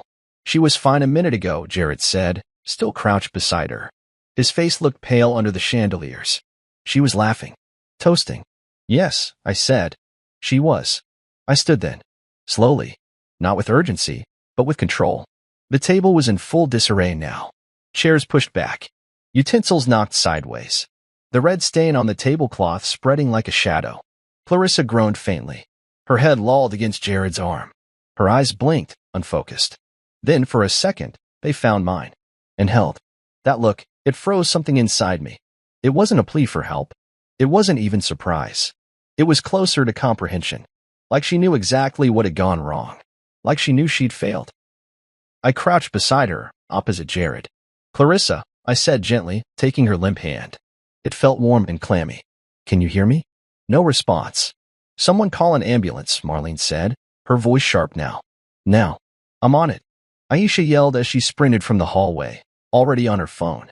Good girl, I thought. Clarissa's head turned slightly at Aisha's voice, a flicker of something passing through her glazed expression, fear, maybe, or recognition. Did she realize that Aisha had seen her? That Aisha might have been the thread that unraveled this entire night? I kept holding her hand. Part of me hated her in that moment. Part of me still loved her. But mostly, I just stared at her and waited to see if the poison would speak louder than her lies. The restaurant staff rushed in next. One of the managers knelt beside me and asked a series of questions. Was she diabetic? Allergic to anything? Had she had medication with the wine? I answered what I could. Jared answered the rest. His voice was too frantic, too familiar. I filed that away for later. She's breathing, someone said. Pulse is there, but weak. I nodded, lips pressed together. My hand never left hers. I wanted her to feel that. I wanted her to feel me there, watching, knowing, holding her through the very storm she'd planned for me. The ambulance arrived in what must have been 10 minutes but felt like 20. Flashing lights through the tall windows, medics rushing in with quiet efficiency. They rolled her gently onto a stretcher. She groaned again, tried to speak, but her words came out slurred, almost unintelligible. I followed them out the door, one step behind. Not the grieving husband, not the panicked partner, just a man walking beside a mystery that had begun to crack open. I could hear the whispers behind me as we passed tables of stunned diners. Some recognized us. Some just stared. I didn't care. At the curb, the medic asked, "Are you riding with her?" I hesitated. "No," I said. "I'll follow behind." He nodded and climbed in. The doors shut. The siren stayed off, but the lights spun red against the pavement. And just like that, Clarissa was gone, swept away into the night by professionals who had no idea they were treating a woman who had tried to erase her husband over appetizers and wine. I turned and found Aisha standing behind me on the sidewalk, arms wrapped tightly around herself. "Thank you," I said. She looked like she wanted to disappear. I didn't know what else to do. "You did exactly what you were supposed to." Her eyes searched mine. "Are you okay?" I didn't know how to answer that. "I will be." Then I got into my car, sat in the driver's seat, and stared at the steering wheel. My hands were shaking now. Not violently, but enough. Enough to remind me I wasn't invincible. That this night had veered into something too surreal to grasp. The engine purred as I started the car. I pulled out slowly, following the red and blue strobe ahead. Clarissa had made her move. Now it was my turn. Hospitals have their own kind of silence. Not peaceful, not restful, but a silence filled with the hum of fluorescent lights and the constant rhythm of machines keeping track of someone's failing body. I sat in the emergency room lobby, still wearing that wine-stained suit like it was a shell I couldn't step out of. My tie hung crooked. My hands, once steady, were now laced together, knuckles pale. Everything smelled like antiseptic and old coffee. Too clean to be comforting. Clarissa was in the back. Unconscious. Stable, they said. The nurse at the desk had assured me 3 times that she was being monitored. Vitals were holding. Whatever she'd ingested hadn't killed her. Yet, I couldn't stop replaying it all in my head. The clink of the glass. The moment her eyes locked onto mine before she fell. The way she hadn't asked me for help, hadn't reached toward me. It wasn't panic. It was recognition. And underneath it, maybe something uglier. Maybe she knew the drink she'd laced had found its way back to her. Marlene had followed me here and now paced the waiting room like a restless shadow. Her heels clicked with purpose on the tile floor. "You haven't said anything," she murmured. "Not really. I'm thinking." "About what?" I didn't look at her. "What happens next?" Aisha had called in a report. The restaurant had handed over security footage. But it was all still noise in my head. I needed something solid. Something that couldn't be twisted. "Do you still believe it was her?" Marlene asked, stopping in front of me. "That she did something to your drink?" "She didn't deny it," I said quietly. "She didn't have the chance." Marlene didn't speak after that. She just sank into the chair next to me. We waited. Eventually, a woman in plain clothes and a badge stepped into the room. Detective Rosario. Late 40s, probably. Sharp eyes. No-nonsense voice. She scanned the room, spotted me, and walked over. "Mr. Rowe." "Yes. Can we speak privately?" Marlene stood. "I'm his sister." Rosario gave her a nod, then looked at me again. "What you share now could factor into an open investigation. You understand?" "I do." She led me down a hallway into a side consultation room. Bare walls, a whiteboard with nothing on it, and 2 plastic chairs that didn't belong in any place claiming to be humane. I sat. "We ran toxicology," she began, flipping open a slim black notebook. "Your wife ingested a moderate dose of something called benzoprex. Know what that is?" "No." "It's not common. It's used in some research trials to paralyze the voluntary muscles temporarily. Doesn't kill. But depending on how it's mixed or consumed, it can cause significant loss of motor control, slurred speech, confusion, collapse." I said nothing. She studied me. "You didn't drink your wine?" "No." "Why?" I inhaled, then let the breath go slow. "A waitress, Aisha," she pulled me aside on the way to the restroom. "Told me she saw Clarissa put something in my glass. Said it looked like powder." That she hesitated. That she'd seen Clarissa there before, with another man. Rosario blinked. "You're saying she tried to poison you?" "I'm saying she didn't expect to be seen." "And you, what?" "Switch the glasses." I nodded. "Yes. You realize how this sounds, right?" "I do." There was a pause. Rosario jotted something down. "The waitress has given a statement. Restaurant is cooperating. Footage is being reviewed. If there's evidence to back this up, Mr. Rowe, this becomes a criminal matter. I understand. She leaned forward. You're lucky. If you drank that glass. I know, I cut in. I wouldn't be sitting here. She sat back, lips tight. We'll run forensics on the glass and bottle. The lab's already notified. We'll need your official statement, possibly a deposition. You prepared for that? Yes.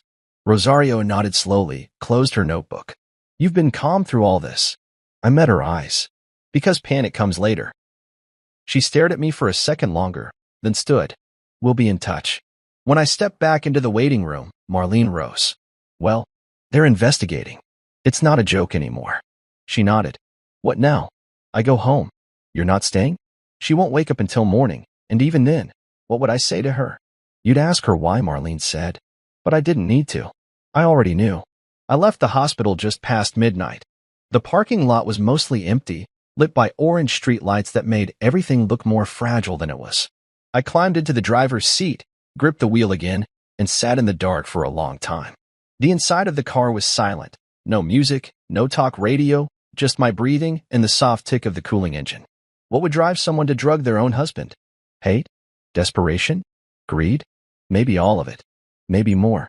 But I wasn't done yet. I wasn't going to sit back and let this become another mystery people whispered about. I was going to dig until the floorboards of our marriage gave way and showed me exactly what Clarissa had been hiding. The next morning, I would wake up and start searching. And I had a feeling I wouldn't have to look far. The next morning felt foreign, like I'd woken up in a body I hadn't earned. I didn't sleep.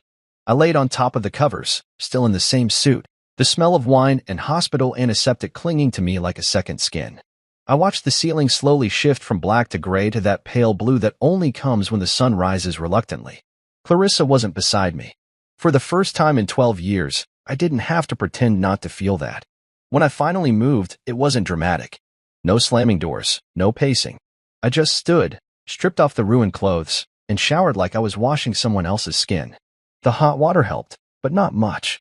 What I needed now wasn't comfort. It was clarity. I dried off, dressed in something plain, and went straight to our shared home office.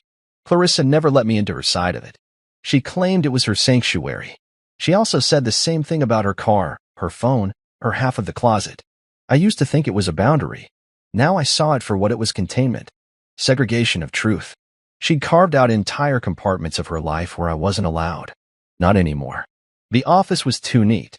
Her drawers, too well organized. The kind of sterile perfection only someone hiding something maintains. I started with the obvious: her desk, her locked file cabinet. She never let me have the key, but she also wasn't creative enough to hide it somewhere clever. I found it taped under the bottom drawer. Inside were standard documents, old tax forms, spa invoices, travel itineraries. But behind those, tucked between two charity event flyers, was an envelope labeled Sunset Contingency. That name alone chilled me. Inside were several documents, crisp and cold. The first was a medical release form, one that allowed Clarissa to make decisions on my behalf in the event of incapacitation. The second was a notarized power of attorney. But what froze me was the signature. Mine. Except I never signed it. It was a copy of my handwriting. Close. But the R in my last name curled the wrong way, and the spacing was off. She had forged it. The next paper was a transfer of ownership document for the house. My name replaced with hers on a preliminary deed form. Not yet filed, but ready. My heart pounded as I moved to the tablet she sometimes left in the living room. It was synced to her email she'd never bothered to sign out because she assumed I'd never snoop. I tapped the icon. No password. Her inbox opened like a trapdoor. I searched for Sunset. Only one result. A chain of emails between her and someone named Anika West. At first glance, they looked professional. But the tone was too casual. Too familiar. Clarissa, he thinks this year is about renewal. It's really about conclusion. Anika, the account is almost ready. Once the transfer is in, we'll use the POA.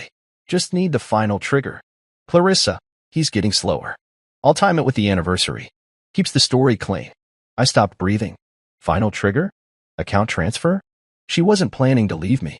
She was planning to remove me. Financially. Legally. Quietly. There was another message. This time to Jared. Clarissa, don't reach out for 72 hours unless it's done.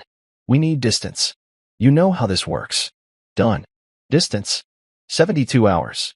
That smug cousin, the one making jokes at dinner, had known, had helped. I felt the heat rise in my chest, behind my eyes, boiling into rage that I had to keep sealed for now. I clicked on the profile picture beside Anika's name. A professional headshot popped up. Blonde, mid-40s, cold smile, financial consultant. I looked her up on my phone. She had a company registered out of Belize. Offshore financial services, asset protection, wealth migration. The kind of woman you hire when you don't just want to start over, you want to erase someone else to do it. Clarissa had been working with her for months. She had moved money into an account I didn't know existed. She had forged signatures, drawn up contingency documents, coordinated with Jared. And the plan was simple. Poison me just enough to trigger legal guardianship. Claim mental breakdown or illness. File the documents. Transfer the assets. Disappear. Not a divorce. An execution in slow motion. I stood up from the desk and looked around our house. No, my house with new eyes. The kitchen we renovated together. The couch she picked out. The wedding photos still hanging on the wall. A life she curated while riding my exit behind my back. I wasn't broken. I wasn't devastated. I was done. I copied every document, printed them, forwarded the emails to myself, and backed them up to a secure drive. I called Thomas, my lawyer, told him to meet me in an hour. He didn't ask questions, because this wasn't going to be emotional. It was going to be strategic, just like her. When I left the house that morning, I didn't slam the door. I didn't look back. I had everything I needed. The truth, evidence, and a name Clarissa never thought I'd know. Anika West. 2 days later, Clarissa opened her eyes. I wasn't there. I didn't want to be. I'd already given the police everything: Aisha's statement, the forged documents, the email chains, even a copy of the medical report showing traces of benzoprex in her bloodstream. They had what they needed. Now it was about timing. Thomas called me early that morning. The district attorney's office is ready. They'll file charges by noon. You'll need to make a formal deposition by Friday. Good, I said. And her release? She's conscious now, but still under medical observation. They'll keep her at least one more night. They've assigned an officer to her door. Just one. Thomas chuckled dryly. This isn't TV. She's not a flight risk yet. But she will be. I stared out the window of his office. Downtown buzzed below, busy and blind. The city kept moving while mine had ground to a halt. She'll try to explain it away, I muttered. She always does. Thomas nodded. Let her. You've got more than enough to shut that down. Just stay calm. Calm was a funny word for the storm that had taken root inside me. I wasn't trembling anymore. I wasn't confused. But a cold certainty had taken hold, one that whispered there was no going back. By the time I arrived at the hospital later that afternoon, the detective on duty had already spoken to Clarissa. I stood outside her room for a long moment, watching through the small glass panel in the door. She sat up in bed, fur in her arm, hair pulled back. No makeup, no red dress, just a pale blue gown and eyes that scanned the ceiling like it owed her something. I pushed the door open slowly. She looked up and smiled. That was the first red flag. Hey, she said, voice scratchy but light. They said you might stop by. They? I asked. Your legal team or your co-conspirators? Her smile thinned. You're angry. I get it. I stepped inside, shut the door behind me. No, Clarissa. Angry is what I felt before I found forged documents with my signature on them. Before I learned you planned this for months. She tilted her head, wounded like always. I don't know what you think you saw. You drugged me, I said, flatly. You put benzoprex in my wine. You looked around to make sure no one saw. Unfortunately for you, someone did. She paused. The waitress. I didn't blink. Her name is Aisha. And she saved my life. Clarissa looked away. For a second, I thought I saw the truth crack through her polished mask. But then she shook her head and tried to laugh. Look, I'll admit, things got complicated. Jared and I, we were just trying to scare you. Shake you up a little. Is that the defense you're going with? I asked, stepping closer. That attempted poisoning was a shake-up? That the forged power of attorney, the offshore account with Anika West, and the emails planning my incapacitation were just an elaborate prank? Her face froze. You saw the emails. All of them. She sank back slightly into the bed, but her voice turned cold. You always underestimated me. I didn't, I replied. I just trusted you. She flinched. I leaned against the windowsill, arms crossed. You were going to put me away. Use the power of attorney to claim I wasn't well. Move the assets. Liquidate everything. And vanish. Her lips parted, but no words came out. I thought we were partners, I said, quieter now. Even when we were drifting. Even when we barely spoke. I never imagined you'd see me as disposable. Clarissa swallowed hard. You don't know what it's like. To feel stuck. You had your work, your name. Everyone respected you. I was just his wife. I wanted more. Then leave, I said sharply. Divorce me. Fight for half. You'd get it. But you wanted it all. Her silence said enough. I didn't come here to yell, I added. I came to tell you. It's over. She looked at me with something like fear now. You're pressing charges. I'm not, I corrected. The state is. Attempted poisoning. Fraud. Criminal conspiracy. You'll be arraigned after you're discharged. Tears welled up in her eyes, probably the first honest reaction I'd seen from her in years. Jared's gone, she whispered. As soon as he heard, he stopped answering. I nodded. Cowards scatter when the light comes on. She looked so small then. So defeated. But I didn't feel satisfaction. I didn't feel revenge. I felt nothing. Which scared me more. I stood, straightened my coat, and headed for the door. Wait, she said. I turned. Do you hate me? She asked, voice fragile. I met her gaze, long and hard. No, I said. But I see you now. And with that, I left. Outside, the detective met me with a clipboard and a quiet nod. She'll be booked upon release. You did well. I just survived, I replied. He shrugged. That's more than most. By the time I got home, the sun was setting in strips of orange and violet. I stood in the kitchen, the quiet almost sacred. The kind of peace you only earn when truth finally speaks louder than illusion. The marriage was dead, but I wasn't. And now the rest of my life could begin. You don't really understand what the word scandal means until your name is printed under it in bold font. Until your inbox floods with subject lines that start with, "Are you okay?" but end with links to gossip blogs. Until people who barely spoke to you at barbecues now forward you screenshots of headlines like CEO poison plot, wife's wine plan backfires. I sat in my apartment, the one I moved into the day after Clarissa's arrest, and stared at the image they used for the article. A photo from our 10th anniversary. I had my hand on her back. She was laughing. We looked in love. People don't realize how betrayal has a face. A snapshot. A date and time. A paper trail. The article didn't get everything right. Some called it an accident. Others spun it as a botched anniversary surprise. One column suggested we were both in on it, trying to stage a viral publicity stunt for a brand I hadn't touched in 2 years. But the truth didn't need their edits. The truth had weight now. Legal weight. Paperwork and poison. Clarissa's name was redacted in some early reports, but by day 3, the dam broke. Her mugshot went public. She still had on the hospital gown, her hair pulled back in a way that made her look far more fragile than I remembered. My inbox was a war zone. Clients. Family. Reporters. College friends who hadn't spoken to me in a decade. I ignored them all. Let the silence do what words couldn't. I didn't post a statement. I didn't defend her or myself. I just logged off. I made one phone call. To Marlene. Still breathing? She asked when she picked up. Barely, I said. You see the news? Everyone has. Even Mom asked if you needed a priest. I chuckled once, short and tired. I don't need a priest. I need time. Well, you've got me. And I'm outside with groceries. I stood, walked to the door, and opened it.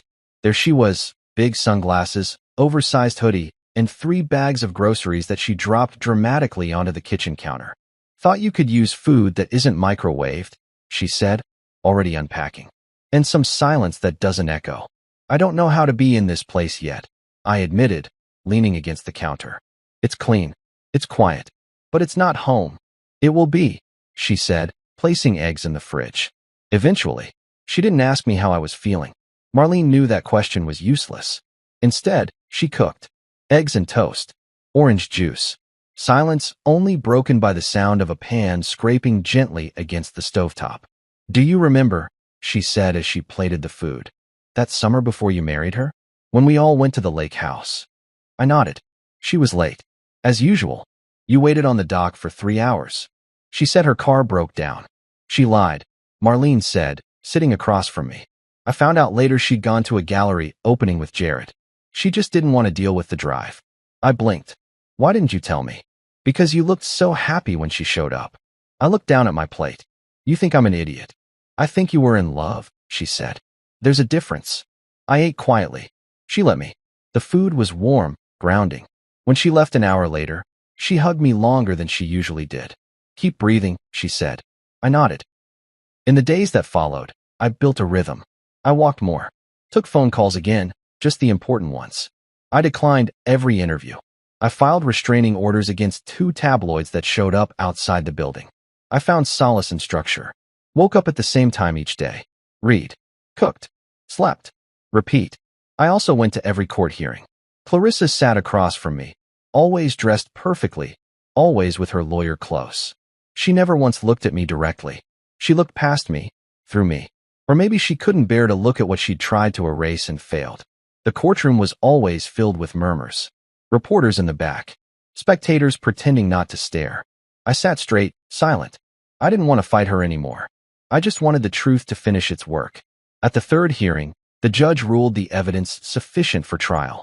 Attempted poisoning, document fraud, intent to defraud and manipulate financial assets. No one gasped. No one clapped. But I felt something shift in the air. A kind of closure. Or the beginning of it. Clarissa's attorney tried to spin the story. Said she was overwhelmed. That she feared I was emotionally distant and tried to shake me into seeing her again. No mention of Anika. No mention of Jared. Just theatrics. But I didn't need to respond. The facts stood taller than either of us. After the hearing, I stepped outside the courthouse and into the winter air. Reporters surged. I raised one hand. No comment, I said. But thank you for respecting my space.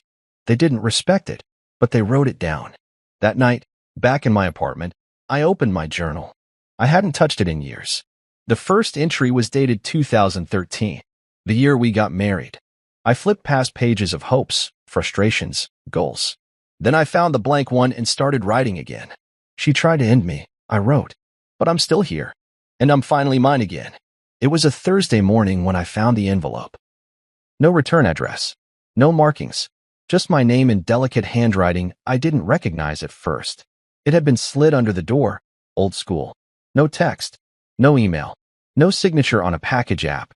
Just paper and quiet intention. I picked it up, heart slowing the way it does when you know something matters before you even open it. I sat on the couch, the apartment still humming with the low sound of traffic outside. It had become my sanctuary, 4 walls of controlled solitude. No Clarissa. No echoes of laughter laced with ulterior motives. Just the sound of me breathing. I opened the envelope. Inside was a single page, handwritten, each letter carefully formed like the writer had been unsure if they should send it at all. Mr. Rowe, I hope this reaches you in peace. I didn't know if I should write at all, but something kept pushing me to. Maybe it's guilt. Maybe it's gratitude. Maybe both. I stopped reading for a second. I already knew who it was. Aisha. I've been meaning to say thank you, though that probably sounds backwards, considering I'm the one who spoke up. But you didn't question me. You didn't dismiss me. And in a world where people like me are often told to keep our heads down and stay in our lane, that meant everything. I sat back. The room around me blurred for a second, her words cutting through the weeks of numbness I'd been wading through. I kept reading. I didn't just see her put something in your drink. I saw her. I saw the look on her face when she did it. I knew what it meant. But I've seen things before and said nothing. Fear does that. It teaches you silence. But something in your face when you left the table, it made me speak up. You looked like a good man. And I thought, if someone like you could still be blindsided, maybe we all could. Maybe that's the danger we don't talk about. The ones closest to us holding the sharpest blades. After the news broke, I got a message. Anonymous. A woman.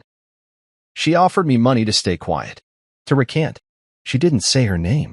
But she used a private encrypted email. I traced it back. I have a friend in IT at the university. He found the source. It was someone named Anika West. I folded the letter once, twice. Let it rest against my knee. So it was true. The net had been wider than I realized. Clarissa hadn't just been planning. She had hired someone to clean up the aftermath. To scrub the trail. Silence witnesses. And Aisha, barely in her 20s, had stood up anyway. I read the rest. I didn't take the money. I saved the message. Attached the logs in case the police need them. I'm studying pre-law now. Crazy, right? After everything. But something about all this made me realize how badly we need people who tell the truth, even when their voice shakes. If you ever need someone who still believes in doing the right thing, someone who still believes in second chances, I'm around. No pressure. Just, thank you for believing me when it counted. Aisha. I didn't cry. But something inside me folded, gently, not in defeat, but in recognition. That's the thing about truth. It rarely makes things easier, but it carves out space for the right kind of people to step into your life. I sat with the letter for a long time. Then I picked up my phone and scrolled to a contact I hadn't touched since I'd started my own firm. Julia Tran, head of HR at Roche Strategies. We hadn't spoken in months. I dialed. Julian, she answered on the second ring. Well, this is unexpected. I'm rehiring, I said. Internship. Legal track. I want you to draw up the offer today. Paid. She hesitated. You're coming back? No, I said. Not fully. Just making sure the right people get in. Name. Aisha Malik. There was a pause, and then Julia said, send me the details. I hung up and smiled, the first real one in a while. Later that day, I met Aisha at a campus cafe near the University Law Building. She was wearing a simple navy sweater, hair pulled back into a ponytail, books stacked beside her like armor. Didn't think you'd reach out, she said as I sat down. I owed you that much, I replied. We talked for an hour. About law. About ethics. About betrayal and courage and the terrifying things women are asked to endure when they speak up. I told her about the internship. She blinked, stunned. Why me? You saved my life, I said. She smiled, but shook her head. No, you saved your own. I just pointed to the fire. That stuck with me. Still does. When I walked away from that cafe, the world felt different. Lighter, somehow. Not healed. Not whole. But turning in the right direction. Aisha's letter reminded me of something I had forgotten in all the noise and headlines. People are watching. Even when you think you're invisible. And sometimes, if you're lucky, one of them sees enough of the truth to say something. That night, I framed her letter. Hung it by the door. A reminder that not all strangers are enemies. Some are the reason you survive. Justice doesn't come with fireworks. It comes quietly. One piece of paperwork at a time. Clarissa's sentencing was short, almost clinical. 2 years probation. 5 years barred from managing or controlling any financial assets, not even her own without court approval. No jail time. That part made people talk. She tried to poison him, and she walks free, a woman muttered as we exited the courthouse. But I wasn't there for vengeance. I'd made peace with the fact that her punishment wouldn't match the magnitude of her intent. It never does, not really. The legal system doesn't measure betrayal the way the heart does. I stood in the hallway outside the courtroom for a long time, just breathing. The building buzzed with other lives, other cases, other truths being weighed and bargained. Clarissa walked by with her lawyer, dressed in gray, her expression unreadable. She didn't look at me. I didn't expect her to. We'd passed the point of confrontation. Now we were just two people tethered by the remains of a story neither of us could rewrite. When I left the courthouse, I didn't go back to the apartment. I went to my office. Roche Strategies. It had been running on autopilot for months, thanks to my interim board and Julia's unshakable oversight. But now, with the air cleared, I wanted to walk the halls again, not just as a man who survived, but as a man who had decided to rebuild. The receptionist, new, young, nervous, stood quickly when I walked in. Mr. Rowe. Julian, I corrected. It's just Julian now. She smiled awkwardly and nodded. I walked past her and took the elevator to the 6th floor. My office door was closed. That used to bother me. Now, I was grateful for the boundaries. I stepped inside and stood for a moment, taking it all in. My desk. My books. The old photo of me and Clarissa on the shelf. I reached for it, paused, and turned it face down. Then I sat. And I started writing again. Not code. Not memos. But ideas. I had always wanted the firm to be more than just numbers and strategies. Now I had reason to expand. I launched a fund that week, the Aisha Initiative, a scholarship and mentorship program for young women studying law, especially those who showed courage under pressure. When I called her to tell her, Aisha cried. You didn't have to do that, she said between breaths. I did, I replied, because someone like you shouldn't have to be brave alone. The press latched onto it quickly. From poison to purpose, one headline read. I didn't care for the dramatics, but I appreciated the shift in tone. The story was changing now. Not just a man betrayed, but a man who chose to rise. I spoke at events. Quiet ones. I didn't want to be a symbol, I just wanted to be a voice. I talked about trust. About silence. About how betrayal often wears a familiar face. I told rooms full of strangers that the people you share a bed with can sometimes be the same ones holding the knife. The funny thing is, people didn't flinch when I said it. They nodded. Because deep down, we all know someone like that. I moved out of the apartment 6 months later. Bought a house across the river. Smaller. Simpler. Walls painted in soft earth tones. A kitchen with just enough space for me and maybe, one day, someone else. I didn't hang many photos. I didn't need reminders anymore. Just peace. Clarissa never reached out. Not after sentencing. Not after the article stopped. And Jared? He vanished completely. Rumor had it he left the country. I didn't care. I had let that chapter close. Marlene came over every Sunday. She brought groceries, and I cooked. We never talked about Clarissa. We didn't need to. Our silence was acknowledgement enough. One evening, she lifted her glass of wine and said, "You're different now." "How so?" I asked. "Quieter," she said. "But stronger. Like something broke and healed back smarter." I smiled. "That's what surviving does to you." "No," she corrected. "That's what choosing to live again does." I thought about that long after she left. About the difference between surviving and choosing to live. How easy it would have been to crawl into bitterness and build a home there. But I hadn't. I'd risen. Quietly. Deliberately. Without noise, but with purpose. And that, I decided, was my victory. People ask me now if I still believe in love. I do. But I believe in self-trust more. I believe in reading the silences between people. In watching the small things. How someone closes a door. How they react when you're not looking. I believe in questions that don't have easy answers, and in the strength to walk away when they're not answered at all. Most of all, I believe in listening. Because the night that was meant to end me started with a toast and a lie, but I survived it not with rage, not with revenge. I survived because I listened. Because I paid attention. And sometimes, that's all it takes to rewrite the ending. The call came just after lunch, right as I was staring out of the 20th floor window of Echelon Global's Midtown office, watching the world churn beneath me. The traffic, the people, the ceaseless motion of a city that never stops to consider who just lost their footing. I thought it might be Brielle checking in about dinner plans or maybe dropping a hint about where she wanted to go for our anniversary, some new place with sculpted plates and 12-course menus that charged extra for air. But when I answered, I heard it in her voice before she even spoke, the smirk. "We're downsizing," she said, sharp and breezy, like she was commenting on the weather. "Today's your last day, unless you want to stay on as janitor. Floors need mopping." Behind her, I heard Myra's unmistakable cackle. Cold. Cruel. Loud enough that she wanted me to hear. That meant it wasn't just business. It was personal. My wife's sister had hated me since the day I stopped paying for her Pilates classes and called her out for borrowing one of Brielle's business cards to expense a vacation. She was the type who smiled at funerals, mostly to check out who was grieving harder than her. I stared at the skyline, forcing my voice to stay even. "Thanks for the amazing offer." Brielle laughed like she'd won something. And maybe she thought she had. In her mind, it was probably some final blow. After all, she was the queen now. CEO of a global firm. Wearing tailored power suits and clinking glasses with venture capitalists who didn't care what lives they steamrolled. She had the title, the spotlight, the nameplate on the mahogany door. And apparently enough pettiness to fire her own husband like an intern with poor hygiene. But she didn't know what I knew. She didn't know about the fallback plan I'd been nurturing like a quiet ember in the back of my mind for months.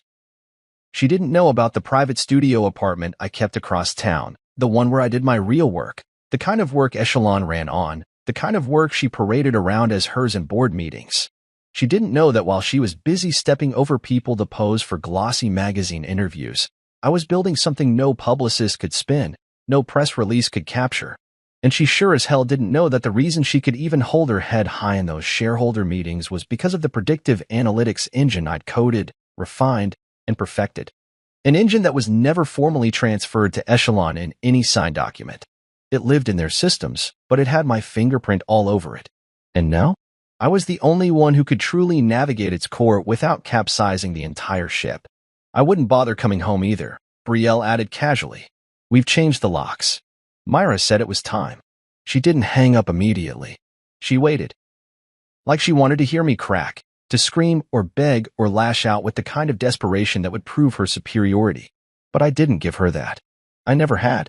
That was part of what made her hate me toward the end. I didn't need her money, and that was an unforgivable crime in Brielle's world. So I simply said, "You've made yourself very clear," and hung up. I sat there for a moment longer, breathing through the silence that followed. The office around me was quiet. Too quiet. As if the building had been instructed to shun me in real time. The digital clock on the corner of my desk kept blinking 12:53. My hands were still on the phone. But inside, something had shifted. I stood up and looked around. The desk I'd once cherished was now just another hollow space with a surface littered with memos, deadlines, and empty coffee cups that symbolized wasted hours.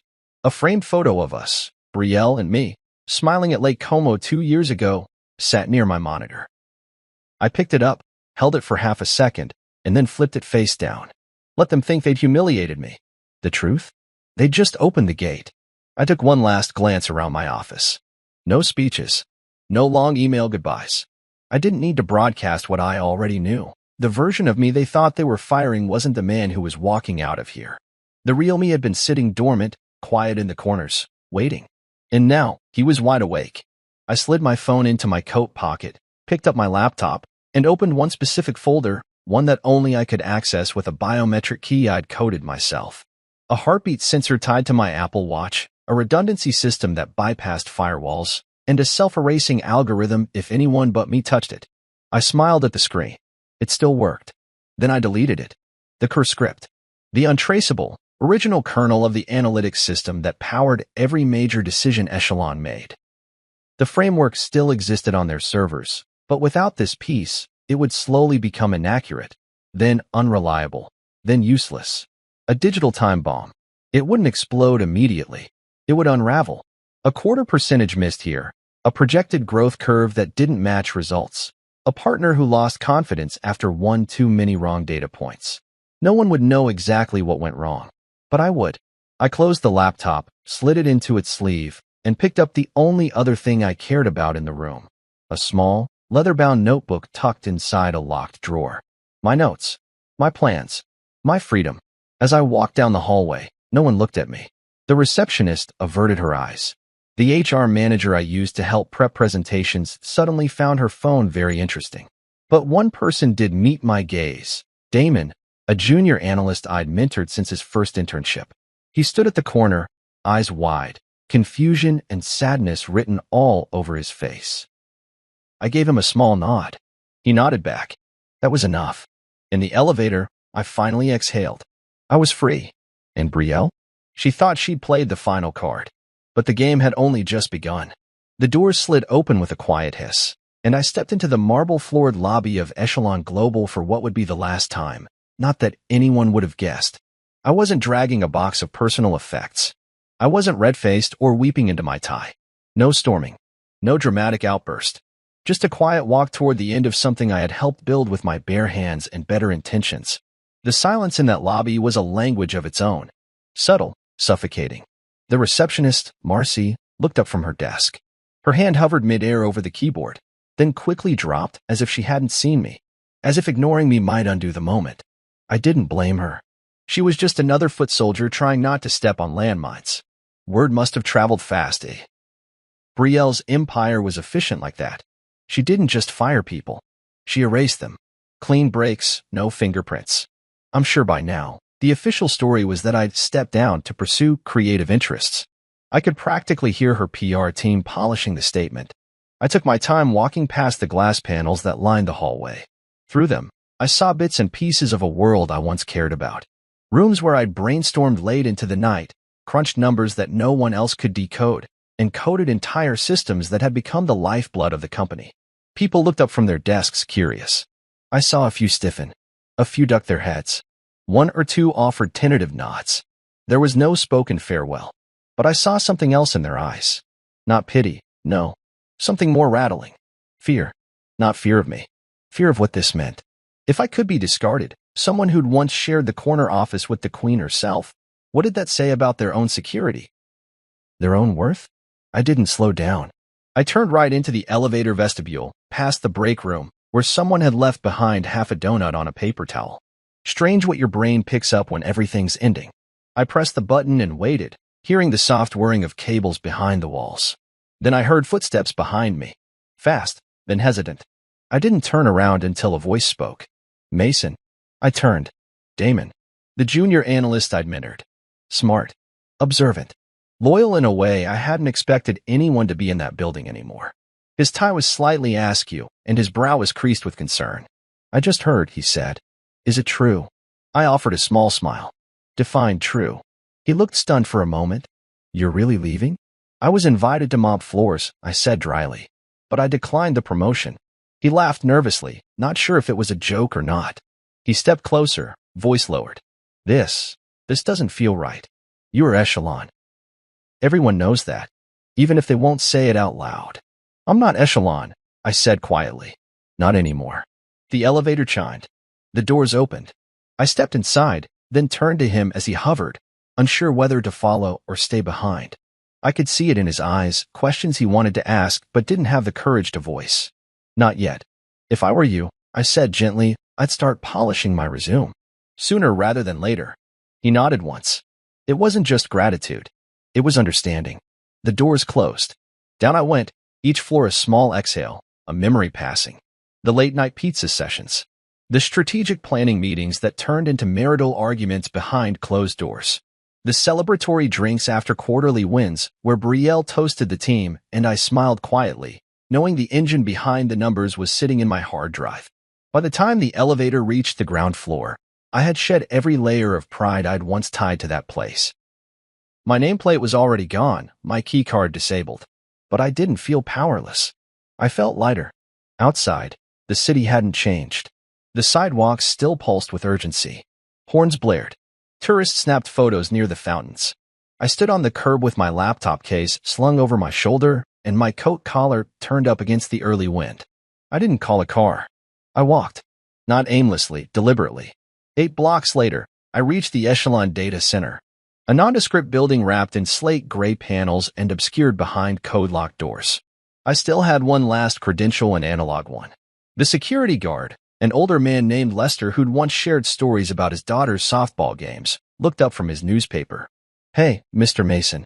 Didn't know you were stopping by today? Just grabbing a few old backups, I said with an easy grin. He shrugged and buzzed me through. Inside the server room, I moved quickly. No hesitation. I went straight to Terminal C. An old console only a few of us ever used. I plugged in my encrypted flash drive, bypassed the front-facing protocols, and navigated to a buried data cache. Not just files, architecture. Frameworks. Logs that told stories Brielle never even knew were being written. I didn't take them. I didn't need to. I simply deleted one very specific decryption script, a private key that validated thousands of real-time transactions between Echelon and its AI recommendation engine. It would take them weeks to realize what was wrong. By then, clients would start losing trust. Decision metrics would start faltering. And it would all trace back to a ghost script, one I had just erased. I removed the flash drive, wiped the terminal's cache, and left. Outside, the clouds had thickened. A light drizzle kissed the top of my head. I didn't rush. I took the subway downtown, to the studio apartment Brielle never knew existed. A 400-square-foot space tucked above a bookstore, with peeling paint and bad insulation, but privacy no one could touch. Inside, I took off my coat, dropped my bag, and opened a drawer in the corner desk. There it was. The black notebook. Not a journal. Not memories. Blueprints. Plans. Codes. Names. Concepts. It was the foundation of everything I never shared, never trusted anyone with, not even Brielle.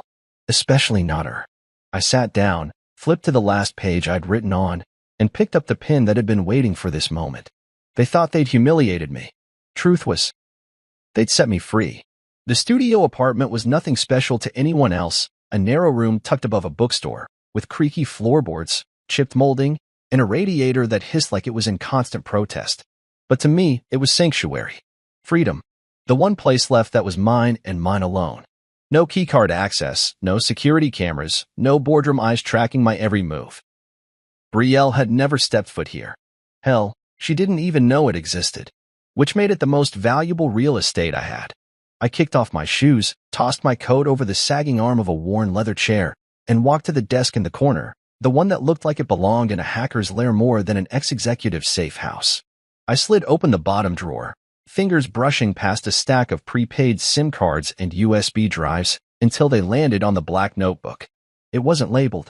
No names. No logos. Just matte leather and thread binding worn from constant flipping. This notebook wasn't just a backup. It was the real master key. My insurance. I opened it slowly, like a ritual, and the pages bloomed with diagrams, equations, and notes scrawled in tiny, precise handwriting. Charts mapping Echelon's core algorithms. Frameworks I'd coded by hand over the last 5 years. Adjustments no one else could even begin to interpret. Every line of logic, every predictive model that powered their proprietary engine, they all started here. With me. Brielle never asked how the engine worked. Never asked about rights or authorship. Why would she? I was her husband. The man in the shadows who made the magic happen so she could take center stage. She'd been too busy dressing up our story for investors to worry about the fine print. The irony was poetic. She built a fortress on sand and never once stopped to test the ground beneath her heels. And now, I had a choice. I could destroy Echelon from the outside with a single coordinated leak. A few emails, a handful of internal documents, and a demo of how unstable their projections were without my code would be enough to trigger an internal audit and a public relations disaster. But that wasn't what I wanted. Revenge wasn't the point. Not really. I wanted to build something better. I flipped to the tab section marked Nova. That was the code name I'd given to the project, the one I'd been sketching out in the stolen hours between midnight and dawn, long before Brielle ever picked up her first investor. Nova wasn't just another analytics tool. It was the next generation. A self-learning, ethics-compliant intelligence engine that adjusted its projections based not only on market behavior, but on sentiment, socioeconomic variance, and individual context. Something more human. I ran a hand through my hair and pulled my laptop onto the desk. No Echelon servers. No dependencies. This system lived locally. I powered it up and watched the Nova interface bloom across the screen. Smooth, clean, elegant. The login screen pulsed gently. I tapped in my credentials and was greeted with a quiet chime. Welcome back, Mason. 3 new messages blinked in the corner of the dashboard. I clicked through them. The first was from a hedge fund in Singapore that had heard whispers about a new black box product being quietly tested among independent VCs. The second was a meeting request from an executive at Hyperion DataWorks, a former Echelon client I suspected would be very interested in what Nova could offer. And the third was from someone unexpected. Alton Morrow, CEO of Luminar Ventures. A man who'd once called me a quiet genius during a panel discussion on the future of AI in business. He was one of the few people who saw me, not just the public version of me Brielle used like a trophy husband, but the actual thinker behind the curtain. The message was simple. Heard what happened. If you're ready to build, we should talk. Coffee? My office. No suits, no games. You pick the day. I stared at the message for a long moment, then opened a tab and looked at the calendar. This wasn't luck. It was alignment. A signal that the path I'd drawn wasn't a fantasy. It was real. Achievable. I stood and walked to the window. The city stretched before me, sprawling and indifferent, lit up like a living organism. Somewhere in that maze of steel and light, Brielle was probably sipping champagne with Myra, celebrating their little coup. Maybe she thought I was crying in a hotel lobby or begging some attorney for a bridge loan. Let her think that. I sipped cold coffee left from earlier that morning and returned to my desk. I started assembling a folder. Not just code vision. A roadmap. What Nova could do, what it would cost, who it could serve, and how it would redefine what data intelligence meant in the next 5 years. This wasn't just about proving I could survive without her. It was about proving I was always the one driving the engine. By midnight, the outline was complete. I packaged the folder into an encrypted file and set up a meeting invite for Alton Morrow Tuesday at 9:30 a.m. No suits, no games, just 2 people who understood the battlefield. I stared at the invite for a moment before hitting send. Then I leaned back, arms behind my head, letting the tension ease out of my spine. The world had shifted, but I hadn't collapsed under it. In fact, for the first time in a long time, I felt like I was standing on solid ground. Not because I had a team behind me or a corporation cushioning my fall, but because I had clarity. Brielle thought she'd cut me off from everything that mattered. What she'd really done was hand me the match while standing in a house of paper. The real work began now. And this time, the empire I built wouldn't have her name anywhere near it. Alton Morrow didn't do small talk. That was the first thing anyone in the tech space learned when they crossed his path. He was blunt, unfiltered, and terrifyingly intelligent. The kind of man who made power moves in jeans and loafers, who could glance at a dashboard and know which direction the market would lurch 3 quarters from now. If Brielle was the queen of flash and posturing, Alton was the architect of substance. That's why I picked him. I didn't make an appointment. I didn't send an email. I just showed up. His assistant, a sharp-eyed woman named Kyla, raised an eyebrow when I walked into the glass-paneled reception area of Luminar Ventures, holding nothing but a black thumb drive in my palm and a look that said I wasn't here to beg. She looked me over, then picked up her phone and whispered something. A beat later, she nodded once and pointed down the hall. He said clear his schedule. Go on in. Alton's office wasn't showy. No marble. No abstract art hung, just to impress. Just a long window view of the skyline and a single desk, steel, clean, precise. The man himself was leaning against the window frame, sleeves rolled up, a ceramic mug in one hand, and a faint smile tugging at the edge of his mouth. I figured you'd come eventually, he said, voice low and cool. Didn't think it'd be this soon. I stepped inside, closed the door behind me, and held up the thumb drive like an offering. I've got something to show you. No strings. Just facts. He gestured to the chair across from his desk. Then show me. I plugged in the drive, opened the encrypted folder, and let Nova speak for itself. First, the framework, an interface that visualized behavior patterns not just by raw data points, but by emotional resonance, sociopolitical context, and trust weighting. Then the model's self-correcting engine, coded to recognize its own blind spots and retrain in real time without human prompt.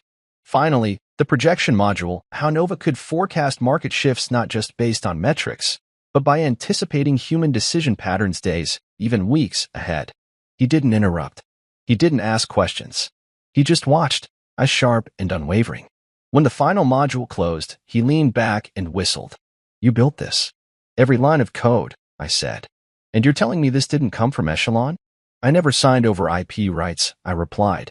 Everything they use is a shadow of this. A half-baked version built off my early drafts. He tilted his head. And Brielle? She doesn't know. She thinks she burned the bridge, I said.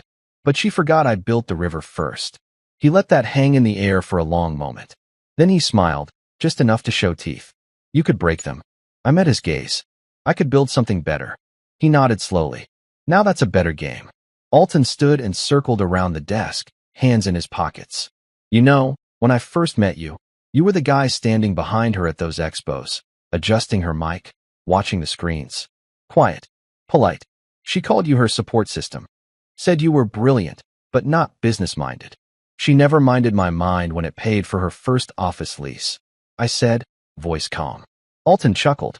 Well, she's about to learn the hard way what happens when the support system goes solo. He sat on the edge of the desk. Let's talk about rollout. About funding. I've got a team of engineers who can work in a blackout zone. A legal department that can draw circles around her before she even gets out of bed. And I've got capital, Mason. Real capital. I nodded. I want autonomy. No shadow control. I'm not handing over another brainchild to someone else's ego. You won't, he said. You'll be the face this time. And the hands. And the spine. I exhaled slowly. Then we moved now. We talked for 2 more hours. About strategy, about deployment, about how to build something that wasn't just a reaction to Echelon, but a complete paradigm shift. Not a clone. Not a copy. A challenger.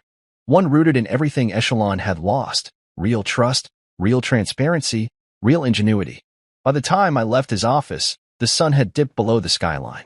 The city was shifting into its twilight rhythm, but I walked differently now. No longer as the discarded husband Brielle thought she'd exiled, but as the man who had built the bones of an empire and was now drafting something stronger from scratch. Outside the building, I paused under a flickering street lamp, the air sharp with the smell of rain and ambition. I pulled out my phone and opened an old folder of Echelon press clippings, photos of Brielle at launches, and panel discussions, in luxury hotels giving statements about innovation and legacy. Always her name. Always her smile. My fingerprints hidden behind the velvet curtain. Not anymore. I tapped the screen and started a new document. A list of names.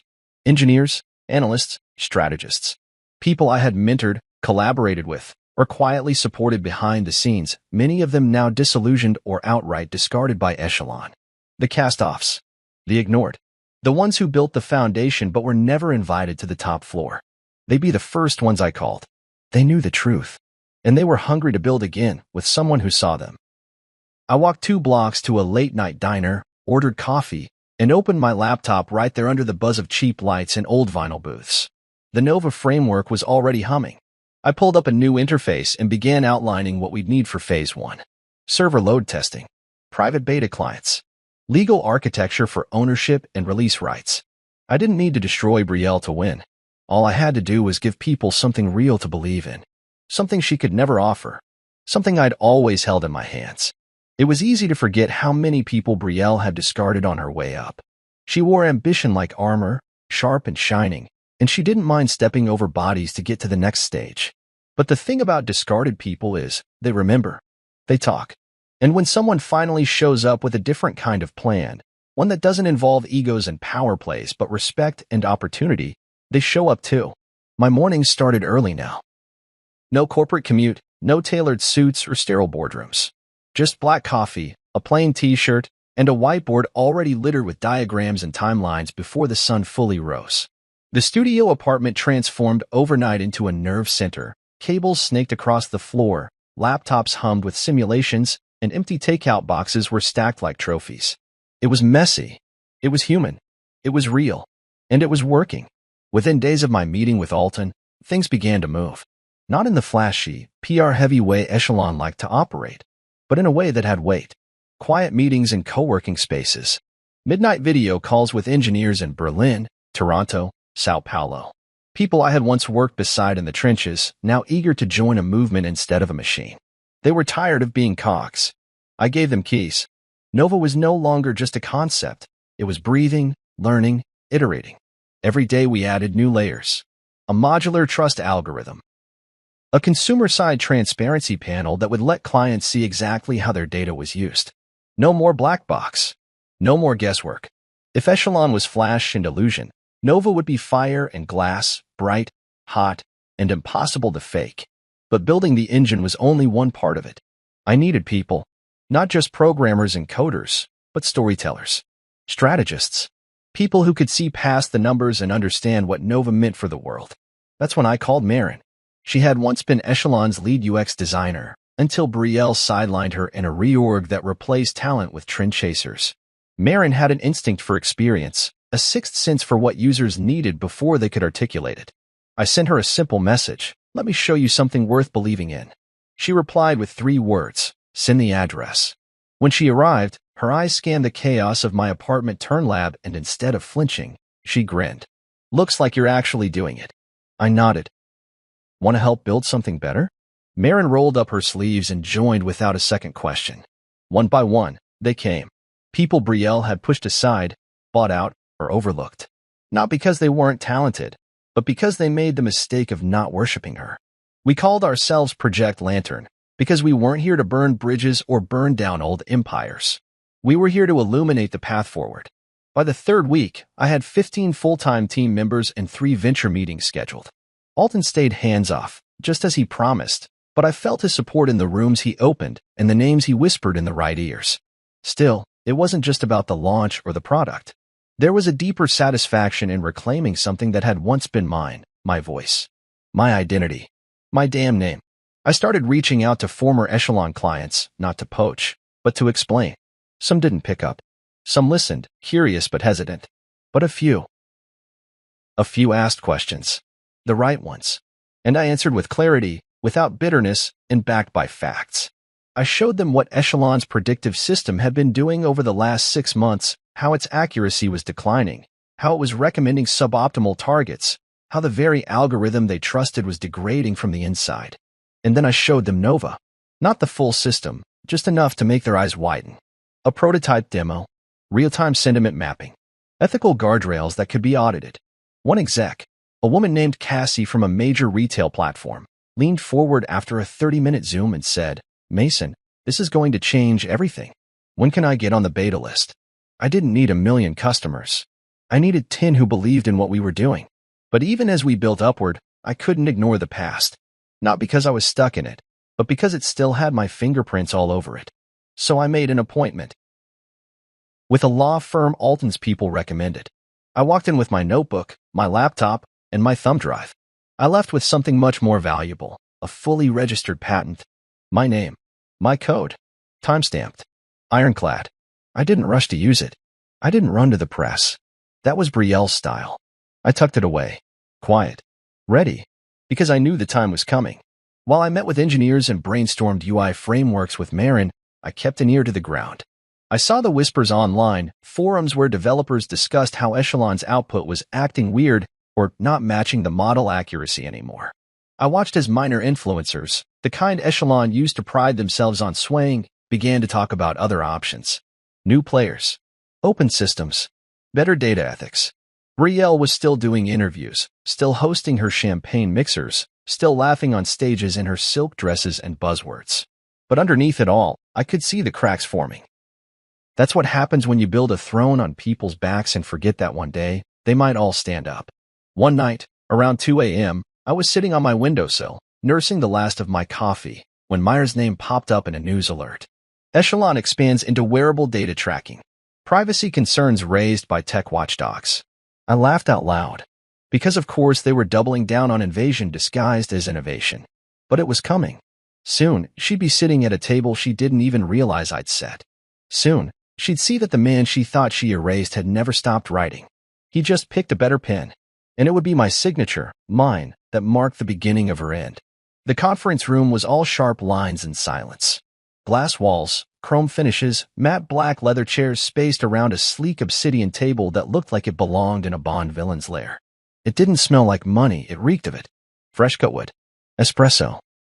Some subtle cologne engineered to convey dominance. I'd been in rooms like this before, but always beside Brielle. Never across from her. Never opposite. Today was different. 12 people sat at that table, men and women who could write 8-figure checks without blinking. They didn't come for pleasantries.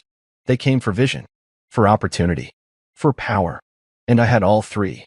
At the head of the table, I stood beside Alton Morrow, who introduced me not as former Echelon executive or tech architect, but simply the man building the future. He knew what he was doing. Words matter in rooms like these.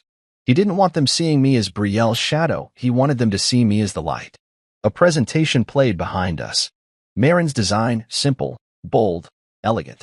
Nova's interface moved like liquid glass across the screen, cycling through demo slides, real-time trust metrics, adaptive behavior models, full transparency audits. I didn't pitch like Brielle used to. No buzzwords, no ego, no pretense. I told the truth. We're not selling you a product, I said. We're offering you a foundation. The systems most of you currently use are aging beneath the surface. They're brittle. They're optimized for performance metrics that are outdated before the quarter ends. Nova isn't just predictive, it's perceptive. It's built to understand behavior as it happens, not after the fact. They leaned in. Some nodded. One jotted something in a leather notebook. Then the doors opened, and the air shifted. The click of heels. Confident. Sharp. Measured. Brielle. Draped in navy blue silk, jaw locked tight, lips pressed into a blade of a smile.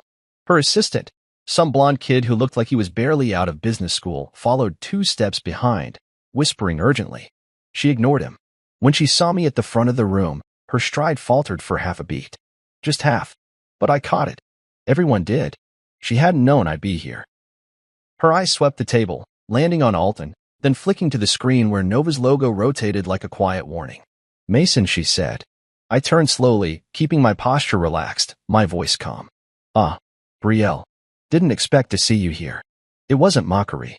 It was precision. I met her with the same cool detachment she'd once used to fire me over the phone. The room waited. Every breath held like glass about to crack. She started, but Alton cut in smoothly. Perfect timing, Brielle. We were just walking through the core differentiators between legacy analytics platforms and Mason's Nova system. Fascinating stuff. She blinked. Once. Twice. Then recovered. She smiled that press-friendly smile and stepped forward, voice lacquered in charm. Well, I'm sure it is, she said. But some of us still believe in the systems we already trust. Stability matters. Until it doesn't, I said. Especially when the underlying IP is compromised. Her eyes flared, barely perceptible, but enough. The others glanced between us like spectators at a high-stakes chess match. They didn't know the history, but they could feel it. Something electric. I walked slowly around the table, fingers grazing the back of a chair. I used to sit beside Brielle, I said. Built the system she rides on today. But what most of you don't know is, I never signed over the original architecture. The engine that powered Echelon's rise? The one still running their models? It was mine. Always was. A pause. The kind that chokes a room in tension. Alton leaned forward and slid a folder onto the table. Thick. Sealed. We'll be acquiring full integration rights to Nova, he said, including the underlying analytics system. Mason's engine. You could feel her mask slipping. Just slightly. Her fingers twitched. Her smile tightened. That system is proprietary, she said carefully. Only if you can prove it, I replied, reaching into my case and pulling out a second folder. I slid it across the table toward her. This might help clarify your legal exposure. She hesitated, then opened it. Inside, patent paperwork. Timestamped. Digitally certified. My name. Not hers. Not Echelon's. The silence became a living thing. Her assistant leaned over her shoulder and whispered something again. She didn't respond. I watched her jaw move, tight, grinding. She closed the folder slowly, methodically. Mason, she said, voice low now. Can we speak privately? No, I said. We're not in private anymore. Because this was the moment I'd been walking towards since that phone call. Not a scene of vengeance, but a reckoning. She'd humiliated me in front of an entire company. Locked me out of my own home. Laughed when she thought I had nowhere left to go. And now, I was standing between her and the future. A man beside me. One of the investors, a gray-bearded financier who'd built 3 tech unicorns, cleared his throat. How soon can Nova be operational? I didn't look at Brielle. I looked at him. Beta testing starts in 3 weeks, I said. Full deployment by the next quarter. He nodded. Put me down for 40 million. Another voice chimed in. Then another. Brielle didn't speak. She didn't move. She just stood there as commitment after commitment stacked around her like bricks. I didn't smile. I didn't need to. Because I'd already won. And the best part? I hadn't needed to shout or scheme or burn it all down. All I had to do was build something worth standing behind. And sit at the head of the table she never thought I'd reach. She thought the shock was seeing me at the head of the table. She thought that was the twist, Mason, the discarded husband, standing beside her biggest rival, flanked by the very investors who used to hang on her every word. She thought that was the moment where the camera would freeze, the score would rise, and the audience would gasp. But that wasn't it. That was just the opening scene. The real surprise was what came next. Brielle had remained standing long after everyone else settled back into their seats.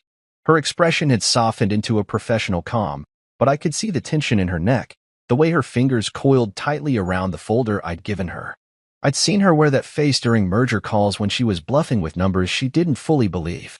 It was the same face she wore the night she convinced me to let her pitch my early prototypes under the Echelon name, just to help us get some traction, she had said. Alton tapped a finger against the folder he dropped earlier, the one detailing the Nova acquisition. As discussed, we'll be taking full integration rights, including analytics architecture, client access frameworks, and future licensing privileges. He leaned back in his chair like a man who already knew the board vote was unanimous. The valuation was finalized this morning. Brielle's voice came out tight. Valuation? 500 million, I said, casually, as if we weren't talking about $500 million worth of intelligence infrastructure. We closed the term sheet before this meeting. Someone across the table let out a low whistle. Another investor smiled to himself, already running numbers. I turned to Brielle. Her eyes were locked on me now, no longer pretending to smile. No longer playing gracious. You can't sell what belongs to Echelon. I'm not selling anything that belongs to Echelon, I said calmly. You would know that if you'd ever taken the time to understand what we were building. You remember that stack of contracts I gave you 2 years ago? The ones you handed to Myra to sort through? You never signed the transfer clause. Legally, the architecture remained mine. Her mouth opened. Then closed. Her brain was trying to catch up with her pride. Alton opened his own folder and slid a second document across the table. Here's the kicker, Brielle. This deal doesn't just move us forward, it protects us retroactively. Mason's system has been running at Echelon without a signed transfer of IP rights. Which means you may have unknowingly exposed your firm to unauthorized usage claims. Brielle's eyes flicked to her assistant. He looked like he wanted to sink through the floor. There's no way, she whispered. No one's ever questioned the system. Because it worked, I cut in. but only because I kept it stable from the back end. Every time your output started drifting off target, that was me fixing the code through an access key I buried in the developer log, one that expires tonight, by the way. The room went silent. She swallowed, visibly. Then, as if desperate to reassert control, she said, "We'll take this to court." "You're welcome to," I said, gesturing toward the thick folder she hadn't dared open fully yet. "That's my patent paperwork. Filed, timestamped, verified. The metadata alone proves origin. And even if you tried to dispute authorship, your own system logs, dated commits, login trails, developer notes, all point back to me. And they're already archived with my." I leaned forward. "Yes, you did. You just thought you'd be on the winning side." The investors remained silent, watching her unravel. No one was coming to her defense. No one was offering a lifeline. She wasn't the queen in this room. Not anymore. She was a name on a receding headline, and everyone here knew it. Then I pushed one final document across the table. "This is a courtesy," I said. "A full summary of Echelon's current liability, including usage of my system since the date of the unsigned transfer clause. Retroactive licensing could save you a PR crisis, provided you come to terms by Friday." Her lips moved like she wanted to argue, but there was no argument to make. The walls she'd built weren't made of steel. They were made of glass. And now the sunlight was pouring in. Her voice was barely above a whisper. "You planned this." "No," I said. "You did. I just kept the receipts." It was true. Every decision she'd made. Every time she sidelined someone for daring to question her. Every contract she ignored. Every bridge she burned while I sat quietly behind her had paved the road to this moment. She was so sure she didn't need anyone else. So sure she could twist the truth into any shape she wanted. But code doesn't lie. Ownership doesn't forget. And signatures? Well, the ones that aren't signed have consequences too. Alton rose from his chair. "This meeting's adjourned. We've got contracts to finalize." The investors stood slowly, murmuring among themselves. Some glanced at Brielle with a mix of curiosity and detachment, like watching a magician caught using cheap tricks. She didn't move. Neither did I. Once the room cleared, it was just the two of us. I stood and looked down at her. "You used to say I didn't understand power," I said. "But I do now. Power isn't control. It's trust. It's knowing your value, even when someone else tries to erase it." She blinked quickly. The first crack of real emotion passed through her face. "Why didn't you ever fight me before?" she asked. "Because I believed in us," I said. "Even when you didn't." I walked out without looking back. The hallway felt longer than usual, but lighter too. Outside, the sun cut through the skyline like a clean blade, and for the first time in years, I didn't feel like a ghost in someone else's story. This was my story now, and I had just turned the page. The call came just after midnight. I had just shut my laptop, the glow of Nova's latest interface still lingering behind my eyes, and was about to pour myself a quiet drink when the screen of my phone lit up across the table. Unknown number. But I knew. Instinctively. Some part of me recognized the weight behind the silence, the tremble in the digital air even before I answered. "Hello," I said. There was a pause. Then her voice. "Mason." Brielle didn't sound like herself. Gone was the confident, calculated woman who could sell sand to the desert. Her voice cracked slightly on the syllables, and for a second, I thought maybe it was an imposter. But no, there it was. That falter beneath the breath, the one I'd heard only twice before. The night her father died, and the night her IPO almost collapsed before we patched the numbers behind the scenes. "You can't do this," she said quietly. "You can't." "Mason, we built that system together." I sat back in the armchair by the window, the city glittering faintly beyond the glass like it had no idea a war was ending inside a single conversation. "We didn't build it together," I said. "I built it. You branded it. You're rewriting history," she snapped, her voice sharpening. "You used my connections, my platform, my capital, and I used my brain," I said flatly. "We both brought something to the table, Brielle, but only one of us tried to flip the table over." She was quiet again, but I could hear her breathing. Fast, unsteady. That was rare for her. She'd made a career out of pretending nothing ever rattled her. "I didn't think it would go this far," she said finally. "No," I agreed. "You thought I'd break. Crawl back. Settle for mopping floors while you toss champagne on the balcony." "That wasn't me," she said, like it mattered. "Your voice was on the call," I said. Myra laughed in the background. "And you didn't stop her." I was angry. No, I cut in. You were arrogant. There's a difference. Her silence then was telling. Waited. She knew it too. I lost sight of things, she said softer now. I kept climbing, and somewhere along the way I forgot how we started. I forgot what you gave up. That almost made me laugh. Not because it was funny, but because of how long it had taken her to admit something that had been choking me for years. You didn't forget, I said. You ignored it. There's a difference there, too. Mason, listen. No, I said again, firm now. You don't get to frame this like a misunderstanding. You fired me over the phone. You locked me out of the house I paid for.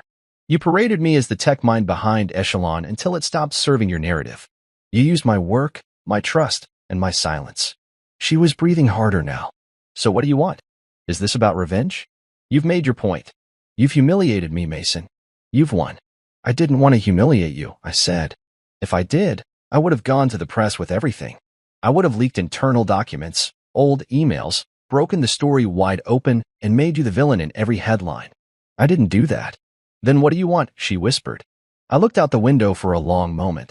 I want you to learn the difference between being powerful and being respected. She didn't respond right away. When she finally did, her voice was hoarse. Please, Mason, just tell me what it would take to make this go away. And there it was. The thing I never thought I'd hear from Brielle, desperation. Not the kind that clawed and fought. The kind that wilted. The kind that came after the free fall, when you realized your parachute was stitched together by ego and guesswork. It's already done, I said. Nova's secured. The contracts are signed. Your access is gone. The system you're still using will degrade until it's unusable. I've given you the courtesy of a retroactive license to avoid litigation. You can take that. Or not. She sounded smaller when she asked, and after that? After that, you figure out who you are without pretending to be the smartest person in the room. Another pause. Then, finally, you really hate me now, don't you? I closed my eyes. Not from exhaustion, but clarity. No, I said. I don't hate you. I pity you. She gasped a little at that. Maybe she'd been bracing for venom. But this cut differently. Because it was clean. Honest. I loved you, I said, the words surprisingly steady. Not the brand. Not the business partner. You. I wanted to build a life. A legacy. But you wanted something shinier. Something that needed me quiet and convenient. I let that sit. Mason. I didn't respond. I'm sorry, she whispered, and for the first time, I believed she meant it. But I didn't say anything back. Some silences are necessary. Some silences are healing. I hope you find what you're looking for, she said finally. I already did, I replied. It was never about beating you, Brielle. It was about becoming myself again. Then I ended the call. No flourish. No final blow. Just silence. I set the phone down and leaned back in the chair, staring at the skyline. For the first time in 2 years, I felt the quiet settle in my chest, not like a weight, but like a breath finally let out. I didn't check my inbox. I didn't revisit old files. I didn't reach for a drink to chase down the echoes. I just sat there, and I slept deep, uninterrupted, and dreamless for the first time in years. Because some battles aren't won with swords. Some are won the moment you realize you don't need to fight anymore. It didn't take long for the headlines to come. 3 days after our last conversation, the digital world cracked open. It began with a whisper. A niche tech blog published a piece titled, Echelon's engine may not be its own. It was the kind of headline most readers would scroll past. But the people who mattered? They didn't scroll. They clicked. They read. They dug deeper. By the end of the week, it wasn't just blogs. It was Techline, Business Current, The Wall Street Sentinel. Whistleblower reveals IP theft inside Echelon Global. Former CTO alleges unauthorized use of proprietary code. Predictive giant facing lawsuit over system rights. I hadn't filed a lawsuit. Not yet. But word spreads fast when the foundation is cracking. The rumor alone was enough to trigger panic. By Friday, the board called an emergency session. I didn't attend. I didn't have to. I got the play-by-play through back channels, texts from former colleagues, industry insiders, even 2 of the investors who had backed Brielle during her ascension. The vote wasn't unanimous, but it was decisive. Brielle was asked to step down. Effective immediately. Myra went with her. Apparently, she tried to defend Brielle during the meeting, tried to redirect the conversation toward market confidence and forward vision. But it backfired. One of the board members reportedly asked, "If you're so confident, why was your sister using a system she didn't own?" Myra stammered. And just like that, the show was over. There were no cameras, no dramatic walkouts, just two women who had spent years building an empire of image, escorted quietly out of the building by security. I didn't cheer. I didn't celebrate. Because it wasn't a victory. Not really. It was closure. The morning after the announcement, I stood on the balcony of my new office. It wasn't enormous. It didn't need to be. It had tall windows, natural light, and the kind of quiet you earn, not purchase. My team was already buzzing downstairs. Marin was holding a design review. Two engineers were running diagnostics, and Damon, who I'd finally invited to join Nova full-time, was fine-tuning our data hygiene protocol with a level of focus that made me proud. They were building something honest, and they trusted me to lead it. That was the real win. I sipped my coffee and watched the city hum to life. Billboards flashed. Buses roared down avenues. Somewhere, someone else was getting blindsided by betrayal, by ego, by the kind of miscalculation that costs more than money. But not me. Not anymore. At noon, an email landed in my inbox. Subject: Lock access termination confirmation. It was from a security firm I'd hired weeks ago, the day after Brielle changed the locks on what had been our home. The email was brief. Per your request, all biometric and keycard access to the former residence has been disabled. Systems have been rekeyed to your private signature. You are now the sole property owner on record. I read it twice. Not because I was surprised, but because I wanted to feel what that truly meant. The locks they changed to keep me out? They were guarding nothing worth keeping. The house was a shell now. She had left it behind when the board ousted her. My attorney handled the paperwork quietly, transferring the deed after an unpaid tax violation surfaced. Echelon had covered a lot of Brielle's personal costs. Once that dam broke, the unraveling was swift. I could have sold the house. I still might. But for now, it stood as a quiet monument. Not to what we lost, but to what I survived. Later that afternoon, I walked into the old Echelon headquarters. Not as an employee, not as a visitor, just as a man returning to a place that no longer held power over him. Someone else's name was on the door now. A new interim CEO brought in to stabilize the company and mitigate the damage. A damage control expert. He didn't know me. Didn't need to. I didn't stop.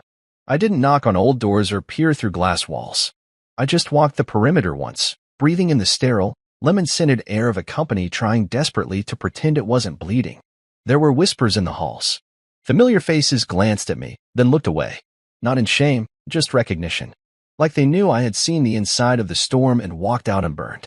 Outside, I stood on the same sidewalk where I had once carried my laptop in silence, fired by the woman I built a future with.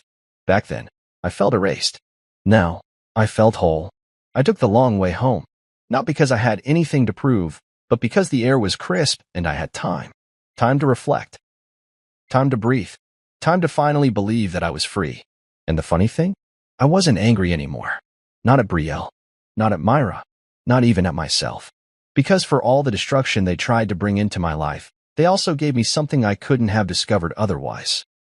A reminder that power taken by force can always be taken back. But power earned through integrity, resilience, and relentless truth? That's unshakable. Let the headlines keep circling. Let the analysts debate the fall. Let the investors reassign their loyalties. As for me, I wasn't watching anymore. I was building. And every brick, every line of code, every honest conversation with my team was a new beginning. A beginning no one could take from me. Not again. The wind was gentler than usual that morning, cool, dry, tugging at my coat as I stood across the street from Echelon's old headquarters. The sun had just climbed over the skyline, throwing soft gold light across the upper windows. There was a new logo above the entryway now, sleek, minimalist, expensive. A name I didn't recognize, some acquired brand with no soul behind it, just a placeholder until the building reinvented itself again. I didn't cross the street. Didn't get any closer than the sidewalk.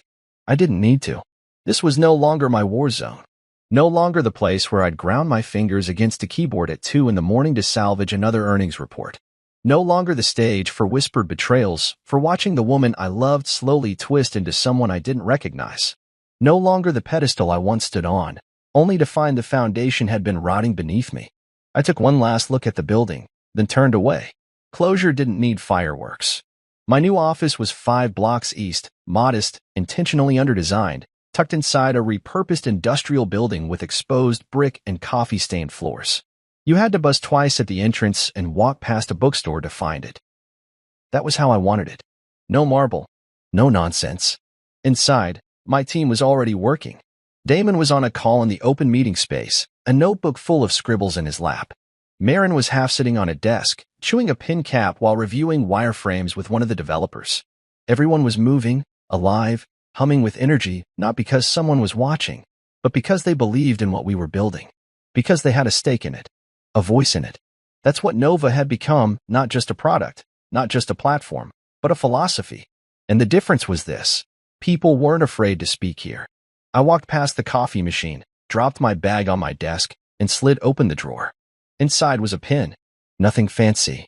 Just a black matte fountain pen I'd bought for myself the day the Nova acquisition closed. I hadn't used it yet. Until now. I pulled out the folder on my desk, something I'd been working on for weeks in the background, the roadmap for Nova 2.0. It wasn't about expanding the client base or maximizing margins. It was about evolution. About widening the scope of what behavioral analytics could do. Using it not just to understand consumer patterns, but to help people make decisions that aligned with their values, their mental health, their long-term goals. A partnership between AI and agency. Not manipulation. Collaboration. I clicked the pen open and signed the top page with a quiet stroke of ink. My name. My vision. Not hers. I leaned back and stared at the ceiling for a moment, letting the hum of the office settle around me like a second skin. This wasn't what I thought success would look like. It wasn't penthouses or headlines. It was peace. It was walking into a space and not bracing for impact. It was not checking the door twice. Not wondering who was whispering behind your back or pulling the strings just out of view. It was knowing that the people around you weren't afraid to say your name out loud. That you could be human here, flawed, evolving, but present. A knock sounded at my glass wall. I turned. Damon stood there, holding up 2 coffees and an envelope. "Mail for you," he said, stepping inside. I took the coffee with a nod and opened the envelope. It was from my attorney.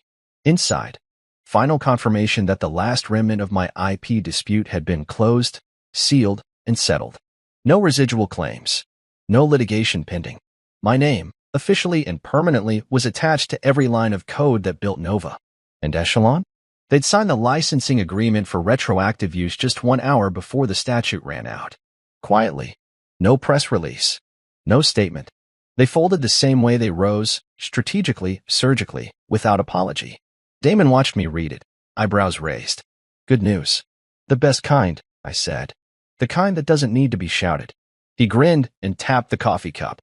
"You know, this whole thing's been kind of cinematic." I smirked.